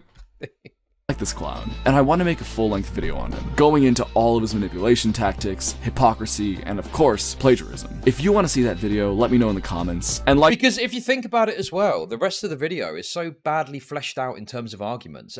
With 16 minutes 30 in, and I'm still yet to hear a good argument as to why any of this is a problem, right? I've heard lots of arguments about how he doesn't like this, he personally doesn't like this kind of content, etc., which is a problem for you that you then solve by saying, don't recommend channel and going about your day. I fail to see how any of this is a problem for me and others who watch this content or whatever. I mean, some of this stuff like Pegasus, I don't watch Pegasus videos. I only watched that one video where he tried to cope, which I paused Andy on, to be fair. But he tried to cope about he's not milking the situation when he clearly is. That, I think, is the only video that I've watched on stream about this guy. From that guy. But beyond that, if a video came up, I just say don't recommend channel, because I literally could not care less about what some fucking daily commentary gameplay channel has to say about a topic that I'm probably going to cover, you know? Like this video while you're at it, since I need to make sure people actually really want to see this before I risk my own standing as a creator to make it. Regardless, it should be clear to you now that slop takes up a lot of different forms here on YouTube. But unlike Moon, I don't want this to just be my perspective. So yeah, it's like everything is slop. Anything could possibly be slop. It just seems like a totally useless criticism then. So I reached out to some drama commentary YouTubers to see what they think about the slop allegations. But before we get into that, there's one more piece of slop that I really just want to mention. Another form of this slop content that I've seen a lot is cartoon channels that make these AI-generated kind of recaps of episodes and things that happen in them, and they always use the same type of thumbnail. That being this incredibly bland white background with a character and then some text next to it. I'm so incredibly sick of this, and I see it everywhere, and the worst part is that it works. Okay. Just click, you see the little 3 buttons here? All you need to do is click there, and it has an option for don't recommend channel. Like, if you're sick of seeing this, click don't recommend channel, and then it stops recommending those channels. What? I'm so sick of something that I could easily control. Just say don't recommend channel and it's fixed. What do you mean? Like, yeah, these videos probably suck. I don't think these are good videos, and I don't watch them or click on them, and I always say don't recommend if they pop up. Movie recap channels, those suck as well. To be fair, I've watched quite a few of those, but they do suck. Like, they overtake your fucking algorithm if you let them. But all you got to do is click don't recommend, you know, and watch other stuff. It's like simultaneously watching other stuff while saying don't recommend, and you curate your page to be what you want it to be. And that's it. You're laughing. Works. These videos have a ton of views, and that pains me. It's painful to see this, honestly. And I'm personally someone who is very— It pains you. Why would it pain you? Dude, there's loads of content that gets a shit ton of views that you would personally think doesn't deserve to get a ton of views. But yeah, who cares? Like, so some fucking slop producer is making a shitload of money. I don't know, dude. It just seems like he's personally bothered by this in some way. Why are you so pained by that? Just click don't recommend and go about your fucking day. Very subject to injury, unfortunately. Which is why I'm actually very happy to have partnered with Morgan & Morgan, America's largest injury law firm. Okay. Here's the thing. When you're seriously hurt, your injury could be worth millions. But people often get very lowballed by insurance companies who don't have their best interests in mind. However, with Morgan & Morgan, there's a chance you could get millions of dollars from your injury, because Morgan & Morgan doesn't settle for lowball offers. Hell, they've achieved significant verdicts in the last couple of months for victims involved in life-altering car— Okay, that that's is wonderful. crazy ad How do I read. make money off depressed people? Don't feed me slop and tell me it's not. Slop or not is fine. Call Moon a milk_fed_gimp with a sharp hit piece. Don't warn him first with your own slop. Thank you for the super chats. What is this Morgan & Morgan company? They're are they like ambulance chasers or something? They're sponsoring so many YouTubers now. It's crazy. car crashes, like 12 million in Florida, which is 34 times the highest insurance offer, or 26 million in Philadelphia, 40 times the highest insurance offer, and 6.8 million in my beautiful home city of New York, which is 25 times the highest insurance offer. I'm telling you, your case could be worth millions, and even if it isn't, Morgan & Morgan will fight for the biggest award possible, if you become their client. Because let's just say, they're the biggest for a reason, right? It only takes a few minutes to see if you have a case, and you can do it all online. Oh, and here's my favorite part, right? Is this legal? Yeah, of course it is. As long as it's all disclosed properly, yeah, there's no problem.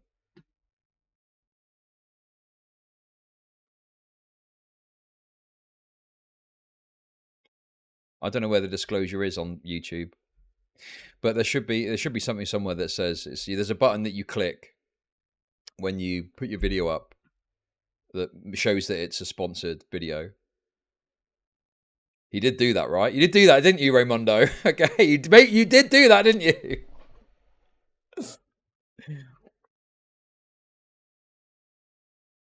Their fee is absolutely free unless you win. There are zero upfront costs. Essentially, they'll only get paid if you get paid. You can click the link in the description and go to www.forthepeople.com/Raymundo. And a massive thank you to Morgan & Morgan for sponsoring this video.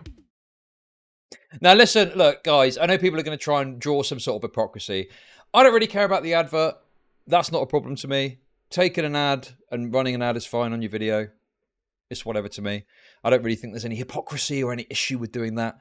I guess the question would be is, like, was it an ad read or was he given his genuine perspective when he said it pained him? Because if it's an ad read, I thought that was a genuine perspective that he was giving. But it kind of blended too much with the advert. So I'm like, well, does he actually feel pained by it, or was it just for the ad read? So I'm here with the one and only Sensitive Society to get his opinion on everything that's being talked about. Hi, thanks for having me. Appreciate you. What is it like to make drama commentary? What is the creative process and the research and all those sort of things? Truth be told, to get a little backstory, the reason why I have a channel in the first place is because I really like the idea of just a random... Now, I've got to be honest with you. I don't actually know about Sensitive Society and their background, but I vaguely remember them getting like some detail of a story wrong somewhere. I can't recall exactly, but I just, hopefully this is an opportunity for him to maybe ask about that and find out a bit about what goes wrong in the process to get information wrong. Hopefully we're going to see that. Random guy saying whatever's on his mind. I'm just an everyday guy who sees something and he's interested in the topic, whatever it is, whether it's something serious or goofy like we're seeing with KSI and Lunchley and everyone treating it like it's World War III, and I think it's hilarious. It's not that serious. No, it really ain't that deep. You know what I mean? Yeah. I'm wondering also, what is the research process like for these videos? Whatever situation's going down, whether I see it on Twitter, Reddit, whatever, research. Then I start looking into where it's coming from and trying to make sure I have the story as accurate as possible. If it's something on Twitter, I just don't read the headline and I grab my microphone and get to it. Right. I try to look into it, look for other tweets, similar tweets, and then, Google that, and then... Okay. This sounds like a fair... Like, I'm not expecting it to be hardline, fucking, crazy, combative interview, but like... It just feels that the tone is like quite pleasant in this. And I'm like, well, I thought you had a big problem with this stuff. And this is one of the people that you're claiming is part of the problem. So surely this is an opportunity to really ask him the hardball questions to get to the bottom of what he's doing. And see if there's articles written about it. Just trying to cover everything. And, there's always two sides to a story. How do you feel about the slop label? Does it hurt your feelings, or are you just kind of like, it's a job, or I don't know. What's your input? Really doesn't hurt my feelings, to be honest. I do think, I don't want to sound like the nerd emoji here, and be like, technically, guys, but I do think there's definitely some channels out there that are like the definition of flop, and I know that's rage coming from me, but I don't know, I think there's a difference, and between, I guess, channels like Pyro or me or Critical or whoever else, and then there's like an other subgenre of channels that is no different than the brain rot channels that they talk about. How much I feel like this guy has missed the biggest problem with this kind of content, and that it's that people get information factually wrong, or they produce stuff in a certain way to fit a popular narrative, like Nicholas Diorio pointed out. And it's like, that should be the topic here, right? Like, surely that should be the focus of this sort of stuff, is errors. Because it's like, who fucking cares about pumping out 10 videos about Mr. Beast, right? It's about the issues that come with that, or dishonestly presenting something. I mean, I don't know enough about sensitive society to really say one way or another, but I would have thought in preparation for talking to him, you may look up some of his controversies or something and put them to him, because that's how you would then, you know, get into the root of the issue with this slop content. Time does it generally? Anyway, and then there's like an other subgenre of channels that is no different than the brain rot channels that they, you know, talk about. How much time does it generally take to make a sensitive society video? So nowadays, because they're longer and I don't upload every day, it takes a little longer from start to finish, probably like 2 to 3 hours. Okay. Yeah, and that's once I have the topic locked down, because I'm usually looking for a hot minute. Yeah, so no, once that's I have fair. a topic locked down, then from start to finish, it probably like, between 2 to 3 hours. Gotcha. Awesome. Well, I think that's all my questions. Thank you very much. Yeah, of course, appreciate. What was that? YouTube is a slop problem. Dude, this is like making a video. This is like making a video about the problems of the fucking military-industrial complex, getting the CEO of Lockheed Martin on the call and being like, oh, tell me about your day-to-day. How long does it take you in your average day to do this and do that? Bro, this is the guy. This is the guy that is the fucking architect of your pain. And you're not even asking him anything meaningful. Charlie both made the same factual error as Akito Reese, Snipper Wolf, and Lerix pushed hard against this misinfo. The damn irony. Thank you. Oh, so yeah, I don't want to speak on it too much. I've not seen all the ins and outs of it. But yeah, so people in chat are saying Sensitive Society got the Sniper Wolf story wrong, but ended up taking the video down, which is good. A good way of resolving that issue. Appreciate you, dude. So, I now have the pleasure to talk to the one and only Achito. Welcome. What's up, man? Thanks for having me. Of course, yeah. What is the creative process for kind of putting together one of your videos, and what's kind of the timeline of the creation of it? Yeah, so what I used to do, and I try not to do this anymore, is I'll try to balance something that I am interested in talking about with something that people are interested in hearing about.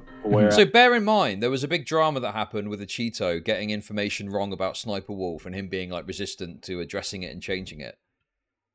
So hopefully we're going to hear that get brought up. Balance something that I am interested in talking about with something that people are interested in hearing about. Whereas maybe, 2 years ago, it was more so just like, all right, well, what do people want to hear about? And I'll just make the video knowing that even if I don't really care about what I'm saying or what I'm talking about, that at least some people will. Right. And now I try to balance something that I find interesting and can talk about extemporaneously with something that I think people will genuinely be interested in, right? Because I could talk for hours about like YouTube itself, like the internal workings of it, because that's something that I'm super interested in, but no one wants to hear that, right? They're more interested in like, did Dream poop today or something like that, right? Like whatever the fucking flavor of the day drama slop is, right? But at the same time, right, I don't really want to talk about the Dream pooping stuff anymore. I want to talk about like, stuff I actually find interesting. Right. And just finding that balance, So that's sort of like my creative process, right? So you've incentivized more so what you actually want to put out rather than just only what audiences want to see, essentially. Yeah. I also want to ask too, how do you feel about the label of Bro, what? Who cares what a Cheeto thinks about getting called slop? What about the fucking time he didn't address and take down or correct, or didn't want to at least? The Sniper Wolf stuff. People are mentioning other stuff I'm not familiar with, apparently. But it's like, yeah, like this would be the time. This is the issue with this stuff, is the misinformation. But we got this kind of like giggling softball interview. Wow, now I get to understand what a Cheeto thinks about getting called slop. Of slop that is often thrown around. Do you feel it's an accurate descriptor, or do you think it kind of, isn't exactly that? Well, when people say it, I think a lot of people don't, they don't mean it to. It's just so funny that this guy is going at, like, lyrics for slop. But lyrics did a far better job of, trying to take a Cheeto to task for his errors and mistakes that he made. But yet somehow, dude, I don't know, it just seems so, it's such a wasted opportunity that you have these people on who are the exact targets of your criticisms, but you don't actually ask them any meaningful questions. And you just go, oh yeah, what do you think about getting called slop? Oh, okay, great. It's just like fucking, what a wasted opportunity. To be rude or anything. Yeah. And so I never take it as like personal. Like I never care if someone's like, oh, that's slop. Like who gives a fuck, right? Do I think it's accurate? I think it depends, because I think every channel is different. But you know, overall, like, there are things that I think that there's a list with boxes that you check, and the more boxes you check, the more, I guess, slop you can be considered. I think as time's passed, I've unchecked some of those boxes. Like, I've sort of made the goal to shift away from gameplay, which I think a lot of people use because it's easy. They can like basically maximize the time between when the headline drops and when their video comes out by using gameplay. Yeah. And I've tried to basically not have that pressure of like, I have to be the first to a topic. Like I can sort of talk about things that are older or newer, depending if I want to. So I like try to do face cam and stuff now. But you know, bro, do you know what a great example is to push back against this? The Sniper Wolf thing. That would be a great thing to put to him to, you know, at least question him a bit. You don't have to make it super combative and be a dickhead about it, but you could at least present that as something that goes against what he's presenting to you here. But it's just, nothing's happening. I'm like, what? Overall, am I like still a slop channel? Do I still talk about things that are menial and, you know, useless? And are my videos like essays that are well edited and well thought out? I don't have a script, you know, a lot of it's just off the dome. So yeah, I guess it's fairly accurate. I'd say it's like 70% accurate for my channel. Gotcha.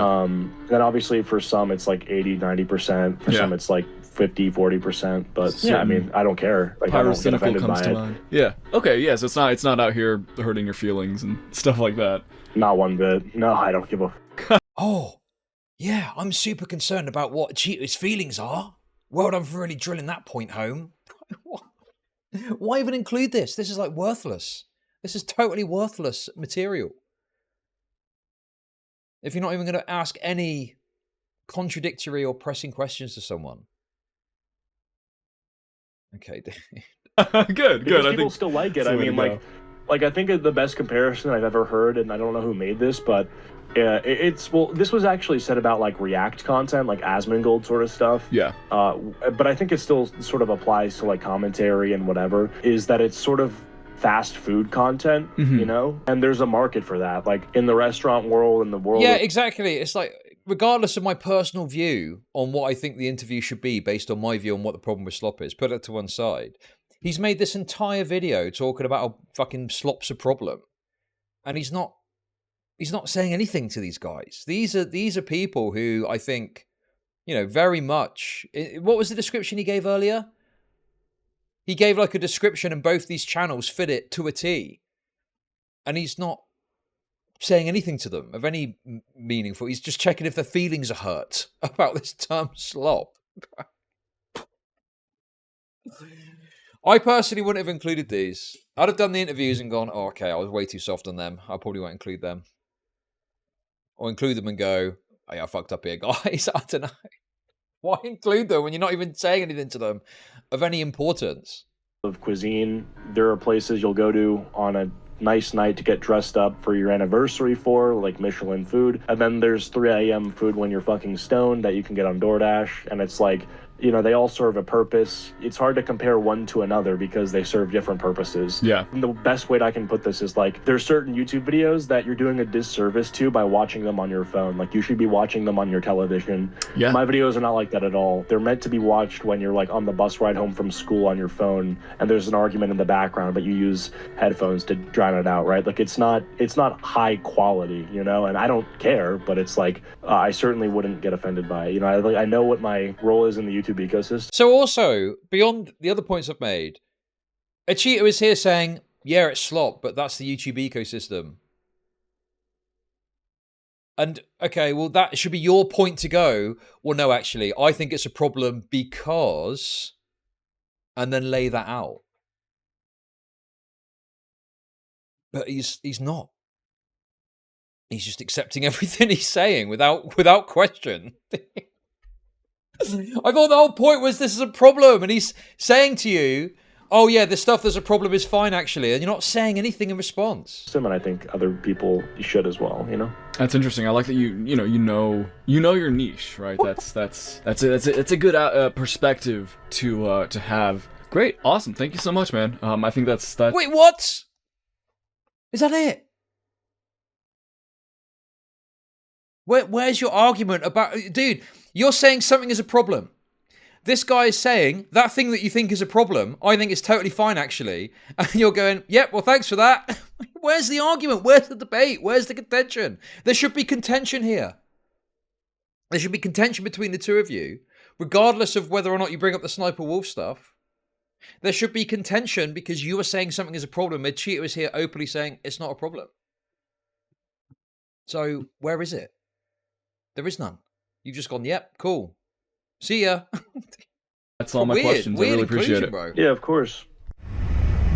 One of the main things that inspired me to make this video in the first place was the treatment of the recently discovered predator, Smart Schoolboy 9. For those who aren't aware, there was a Reddit thread discussing an odd ring of Instagram accounts that all seem to be owned by the same man. These accounts posted really odd imagery of seemingly AI-generated children in some oddly compromising positions. Most of the posts had this incredibly weird and creepy style, which led people to believe that it was some sort of internet horror ARG. But unfortunately, this is not the case. This individual was soon found, with his actions and posts clearly being that of his fetish, including lots of schoolboy imagery. If he's actually fair, I'll call in. I'm just not familiar with what the call-ins are like. Chat, am I fair? Am I fair? Answer that. Alongside go-go boots, of all things.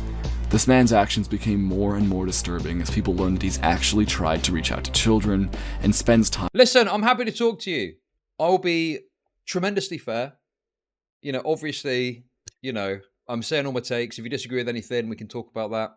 I can tell you what I think my personal issues with the video are. And yeah, it can be chill. Be antagonistic at times, maybe. Could be a bit aggressive. We'll see what happens. But I promise you, underneath all of that, I will be fair.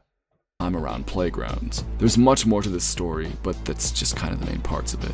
No one would really know about this if not for YouTuber Nick Crowley's video on the matter, which did incredibly well. Usually when someone in this internet horror niche does really well, others within the niche will try to make videos on the same topic.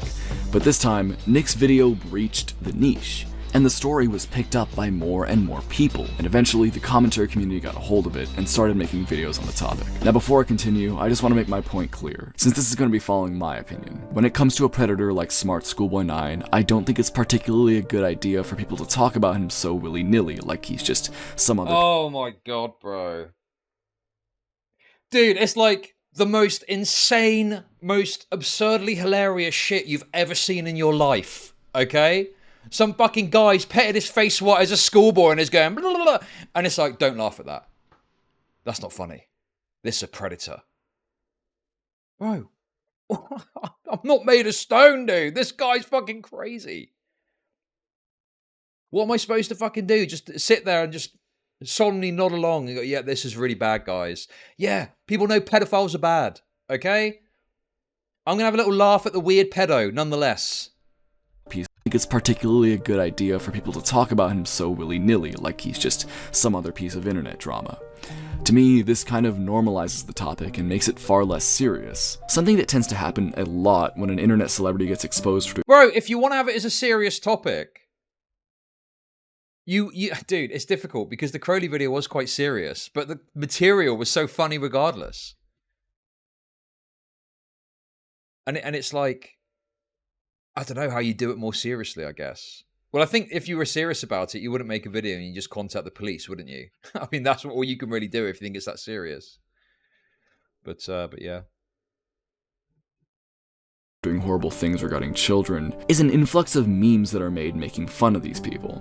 One of the biggest examples being EDP445, a YouTuber who was trying to meet up with a young fan who in reality was predator hunters in disguise. When busted, EDP claimed that he was coming to pick up a cupcake that the girl offered. Given the hilarity of this statement, EDP and his actions became a meme, with picking up a cupcake kind of becoming slang for trying to meet with minors. From there, he was made fun of throughout the entire internet, with him still being referenced to this day. Similar things have happened recently with creators like Dr. Disrespect and Ava Chris Tyson. There were so many memes making fun of these people and their actions, which felt more fitting because a lot of these people are... Okay, I mean, this is just... hang on a sec. This came up during the Bud Dwyer thing. Someone sent me something I haven't read yet, to be honest, so I don't know what the study says. But there's an aspect of ourselves where we just laugh at horrible things. It's gallows humor, black comedy. You know, something that's gross, grotesque, and horrible. Normally, you look to find the comedy in it, and that's just a style of humor and a style of comedy that exists. So I just don't really see the problem with making jokes and memes about this. And I think that pedophilia, child abuse, and child molestation, I feel, is an egregious enough thing that we all know that it's bad, even if we look and see jokes and memes about it, you know? And as much as people are hand-wringing about this smart Schoolboy 9 person, if you're that bothered, your best bet is to contact the police and make them aware. But from what I can see, the guy is just a total deranged freak.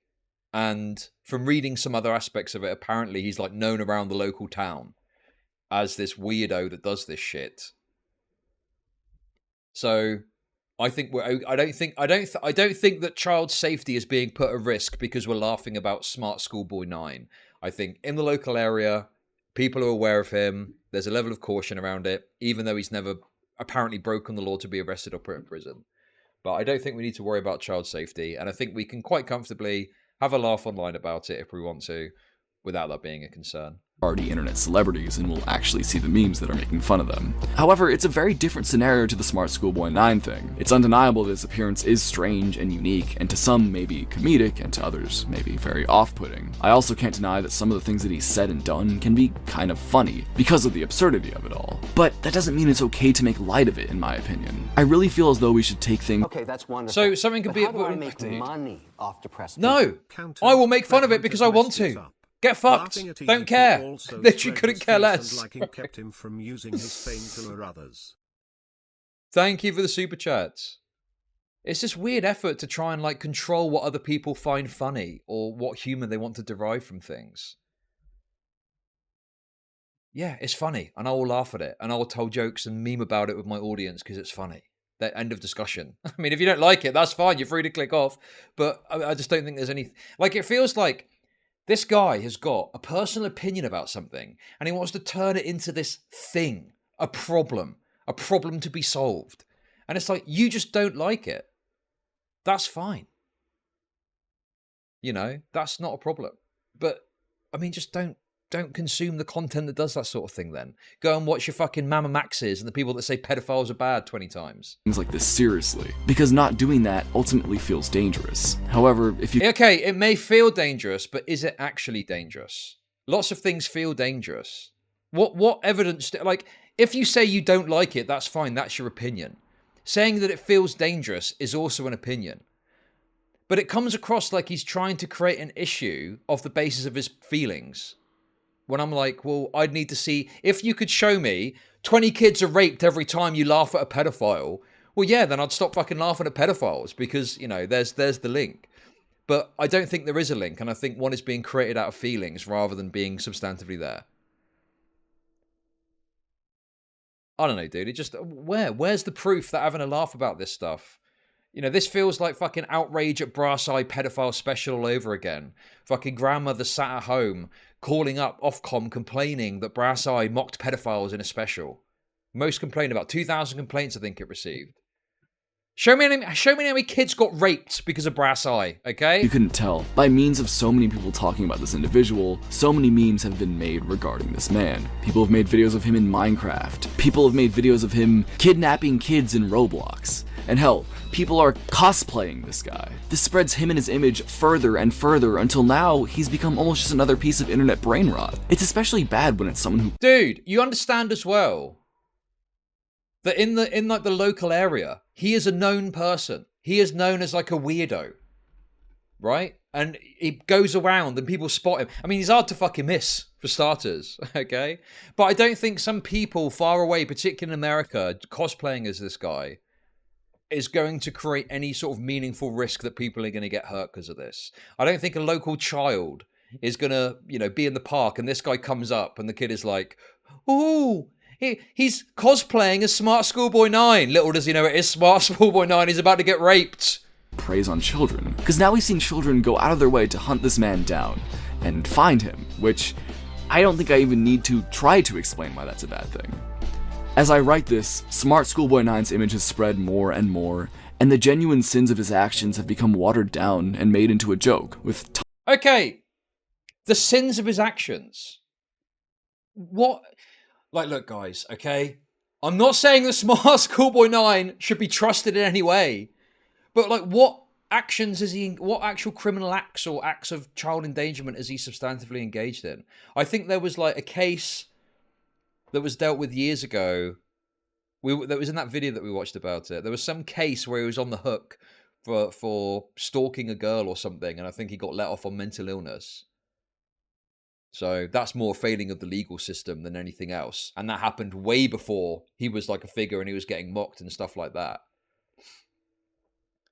But yeah, I don't know if there's, you know, it feels like we're kind of making his actions out to be worse than they are, like he's actually raped a kid, than what it is, which is a fucking weirdo online that engages in, like, inappropriate behavior and stuff like that. Tons of YouTubers who never covered this sort of thing making a bunch of videos on him, since they do well. Another example of this that's not fully related to YouTube slop is the insane amounts of jokes coming from young children regarding Diddy parties. Like, the fact that such an evil and horrifying person has become within the same ranks as John. Guys, guys, I'll speak to Raimundo, but I'll do the courtesy of finishing the video first, so we can see all the arguments that are made. Pork and Kaisenat is disturbing to me on a deep level, coming from young children regarding Diddy parties. Like, the fact that such an evil and horrifying person has become within the same ranks as John Pork and Kaisenat is disturbing to me on a deep level. Okay, so basically, anyone that's done something bad or controversial then, by this logic, we can't make jokes about. Hitler jokes, gone. Mao jokes, gone. Epstein jokes, gone. Like, by this logic, someone's done something really terrible, we shouldn't joke about them. I mean, at this stage as well, how could you, like, bro, P. Diddy is on federal charges. He is being held on remand at a federal prison, I believe, right? Because he's not been granted bail. Or a federal institution. Like, he is not fucking a risk anymore. No one's going to go to P. Diddy and be like, can I have a record deal, please? Like, even if you wanted to try and make that argument with Smart Schoolboy 9... right? Epstein is dead. He's not raping anyone anymore. And this guy's fucking locked away and is probably going to jail for a very long time.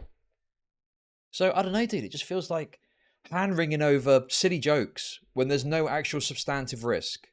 And I don't know why no one else is talking about it. Anyway, that's its own side tangent, and I won't waste your time with that. My point is, this weird trend of making videos on Smart Schoolboy 9 hasn't really led to anything other than mass awareness, which can definitely be argued as a good thing. However, we're still giving this horrible man tons of attention, which, judging by his post history, is part of what gets him off. So it's really, really disturbing and just feels overall off. Yeah, feels off. That's fine. That's fine. You can feel a certain way about something. That's your right, okay? But others reserve the right to say, well, you know, dude, I'm getting into... Fuck your feelings! No, it's like, bro, okay, you don't like something, fine, look away, okay? If people want to make jokes about it, let them make jokes about it. Stop acting like there's some moral fucking, you know... Like, this is the thing, is saying you don't like it is fine, but he's presenting it in a way as if there's some sort of, like, moral or ethical compulsion to not do this. But all it's based on is his feelings about things. This is not, and absolutely will not be the last time that repulsive individuals get a bunch of attention for the monetary gain of others. Ultimately, slop is incredibly easy to produce, and you don't need to be creative. You don't need to say anything new, you don't need a personality, and you don't even need a script. But at the end of the day, you really can't blame the individual creators. They are getting the bag, they're doing what works, and it doesn't really matter what I think about it. People are watching, and they want to see this content. Thank you for the $5. No more grape jokes, guys. It's making me upset. Crying face. Thank you, Lumpy Willie. Okay, so now at the end he's saying he doesn't feel bad about the creators. Wait, hang on a sec. Ultimately, slop is incredibly easy to produce, and you don't need to be creative. You don't need to say anything new, you don't need a personality, and you don't even need a script. But at the end of the day, you really can't blame. Hang on a sec. Okay, now, dude. So he's saying that you don't need a personality for slop. Okay? Now, that may be true of some of the types of slop that he's talking about. Like, you could set up an AI channel pumping out commentary videos on the latest drama, and that's fine. But he also includes things like stream segments in his definition of slop.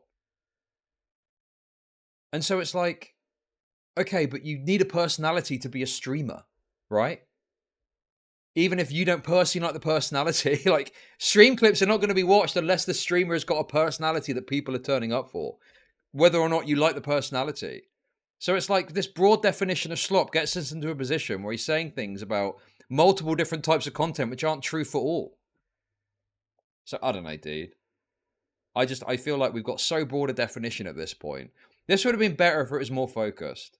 And if he'd have gone, okay, this type of slop content is daily commentary channels, and this is what I think about them, and this is why it's a problem, and then made a separate video or a massively separate point about like stream segments getting uploaded, and then made a different point. Like, this could have been multiple videos. It feels like it's been stuffed into one video, and it creates this incoherency when we're now categorizing slop as not needing personality, when there's types of content that is included that I find it very hard to see how you would succeed without having a personality. Like stream clips, for example. Okay, that's wonderful. But how do I make money off depressed people? What is this YouTube slop video on slop videos? This slop broke the fourth wall of slop.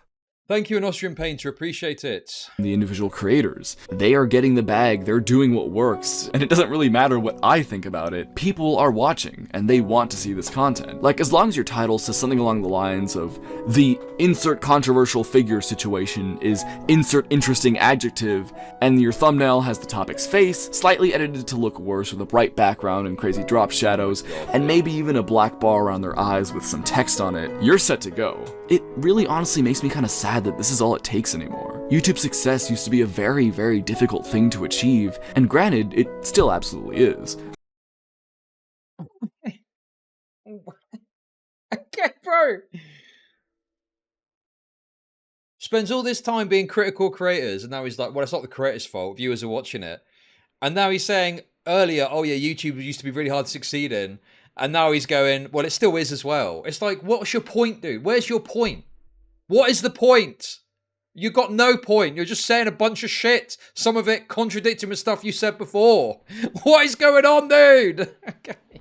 It's very confused. I'm very confused by what point you're trying to make then. But this meta is effective like nothing else. However, unlike the fidget spinner Among Us 3 AM slop of the late 2010s, this content just feels kind of cynical. So much of this drama is just toxic and unnecessary with— Oh my god. It's toxic, guys. It's really toxic. Toxic drama. Toxic, bro.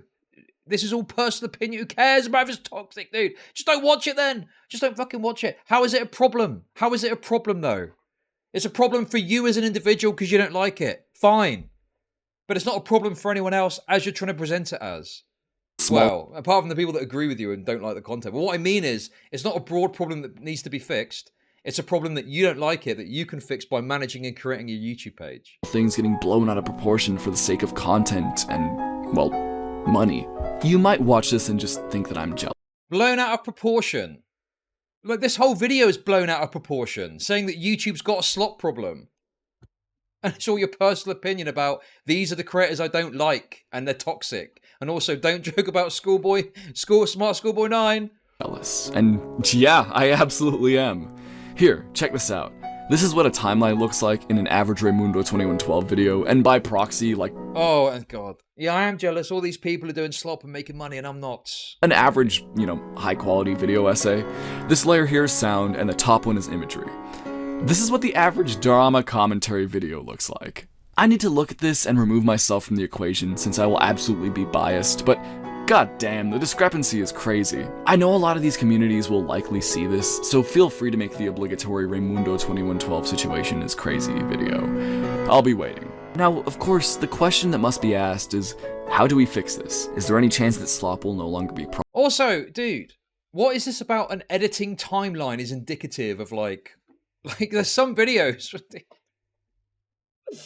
Show me the timeline for those old videos from whenever it was he was talking about. You think those are any better?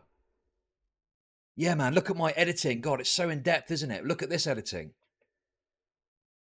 Okay. It just feels like now he's just completely walking back on the kind of premise of the video. It's like a whole video that doesn't really say anything or make a point about anything. It's just his personal issues with YouTube, claiming there's a problem. And then at the end goes, well, it's not the creator's fault. It's the viewers for watching it. Anyway, let's finish this off. And we can see a return to more high quality content? Well, unfortunately, it's not really a simple situation. However, I can offer you some solutions. If there's some spicy drama that you're interested in going on the internet, I suggest you do your own research and learn the information from the source. For example, with the MrBeast drama. Bro, no one is gonna... People don't want to do that. That's why they go... Dude, this guy is so retarded, bro. That's the reason these videos exist and are popular. Because someone goes to YouTube and goes, MrBeast situation. And then a video comes up. MrBeast situation is crazy. And they click on it and they fucking watch it. Okay, that's wonderful. Oh, that thing that you use to avoid doing the thing. Well, you should do the thing that you're avoiding doing, actually. What? Yeah, bro. People are not going to do that en masse. They want to watch a simple 10-minute video that summarizes it for them. Most of these slop videos are made covering Dogpack's video. So basically, you're provided with two options. You can either watch 3 separate commentary videos about Dogpack's video that basically just recount what he said, or... Bro, that basically recount what he said. Yeah, some do, but others disagree and dispute it and put up alternative perspectives and put up their own thoughts on what they think about the video. And that creates a discourse. And you get some people that watch it and go, oh, damn, this guy's really got a lot of disagreement on this popular video. Maybe they are taken in by it and believe it. Maybe they don't. Maybe they think something else. Like, it creates a discourse and a sort of public narrative about it that happens. So, yeah, people will watch the original and then they'll go and watch someone that agrees with it, maybe. And then they'll go and watch someone that disagrees and has a very controversial, contentious take against what they're saying. I just feel like this guy totally misses the point and the reasons that people engage with this. Initially, they want a simple summary of what's going on. And then when they're more invested to know about the Dogpack situation in depth, they may go and watch other pieces of content that both agree and disagree with it so they can see a little bit of what's going on from all the angles. Okay, that's wonderful. But how do I make money off depressed people? I think this guy's video is a pussy way of asking his audience, should I make this kind of content and make my bag? I think he is asking permission. Thank you for the tip. You could go directly to the source and learn about it yourself. You absolutely do not need your food to be chewed for you. Let's just make that clear. None of us do. You can... Okay, that's fine. That's fine. Okay. But here's the thing. People don't have much... So even if people just want a summary of the video, I obviously have got problems with the way that Pegasus has done it. But people will go and watch Pegasus because rather than watching an hour-long video, or however long the first video is on MrBeast, they can watch a 10-minute summary. And so, yeah, they do need their food chewed because they don't spend all their fucking time online and they just want a quick summary and move on and do other shit with their life. Exactly, yeah, bro. You don't need to buy grated cheese, but people buy that shit. Yeah, there's a whole fucking shelf with grated cheese on there because you can grate that shit yourself, but someone don't want to fucking bother with the effort because their time is valuable to them. So yeah, I don't know, dude. I think there's one aspect where people do want their food pre-chewed. They do want their cheese grated for them. But also, some creators add commentary that contests or disagrees or presents a contrary narrative to what they're presenting, and people want to see that, you know? Go and just directly find the information that you so crave. These people rarely, if ever, break news, so it's not like you're gonna find some new information by watching them. If enough people just decide to not watch this kind of content anymore, these creators will know and will have to shift their content style to better fit what the masses want. I think... Bro, this is like such a naive outlook. This is like the mentality of a child, okay? Bro, yes, great in principle if you don't like this kind of content. but you're literally pushing the boulder uphill forever with this mentality, because the market wants this, YouTube's algorithm is set to push this, and creators are happy to make this. So, okay, you're saying don't watch it. That's like a drop in the ocean compared to all of those factors that are influencing people watching the content. I mean, sure, if that's your perspective that people should stop watching it, fine. But it just feels like you're trying to elongate your perspective onto other people rather than actually making a good argument as to why people should stop watching this content. And in fact, it's contrary to the reasons they watch it in the first place. Paladin became a member. Paladin Thank you for the membership. Celebrates 7 months of membership. All people are cognitive misers. It takes energy to think. We are evolved to not waste energy, so people want TL, doctors, it's evolutionary psychology. Thank you for the membership. Yeah, people don't want to fucking sit there for an hour. Okay, what is the total combined runtime of the Dogpack videos? How much time do you need to sit there and watch to watch all of Dogpack's videos? Compare that to watching 3, shitter commentary videos about it. I would say that, I don't like Pegasus because he did some bad stuff with the way he watched it, but I understand why someone would watch the Pegasus videos about this, rather than going and watching the original when it's going to take probably, the good part of 2 hours to do that.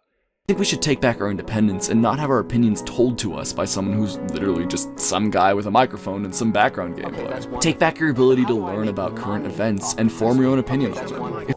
But how do I make money? Whoa! Okay, I'm just going to mute them for a sec. I'll come back to them because we're near the end. If there's a YouTuber making glorified multiple-hour-long reaction videos on some topic, just find the video that they're reacting to and just watch that. You'll save a... Yes! I agree. Correct. Yes. If you don't want the fucking person's commentary, go and watch the original video, obviously. But if you're here because you want to see what Pyro's got to say, whether or not it's about the video, what I've got to say, then obviously, yeah, you're going to watch that, aren't you? Like, yes, of course, go and watch the original video. Why on earth would you dream of watching a reaction to a video if the only thing you're interested in is the original content? Obviously. That goes without saying, I would have thought. A lot of time, and all it takes is just the tiniest little amount of effort. With that said, there's not too much we can really do. But if you're all as sick of slop as I am, I highly suggest just not watching or supporting it. Support small, hardworking YouTubers, since we need all the support that we can get. If you like what I make, check out creators like Jaden Salads, Lula Loopsy, Izz, Strange Eon, Scumbagovich, John X Woodcat, Debunk File, Maverick Files, Swanene, The Beak, or any of the other hardworking, I will not be watching a single one of those channels. High-effort, independent YouTubers that are out there. You will not regret it. I don't really have too much more to say, other than a huge thank you to the people who came out and shared their opinions.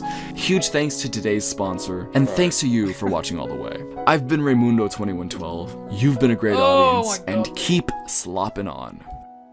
Okay. Well, Raymundo... You thought I was done? We haven't even thanked the patrons yet, alright? Huge thank you to Guillermo Rivera, Stephen... I'll link the video if you want to watch some more of Raymundo's content.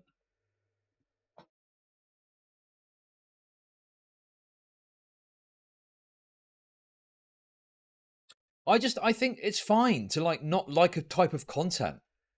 But it just feels like a very long-winded way to say, I don't like this content and neither should you. I don't have a good argument for that, but just stop watching it.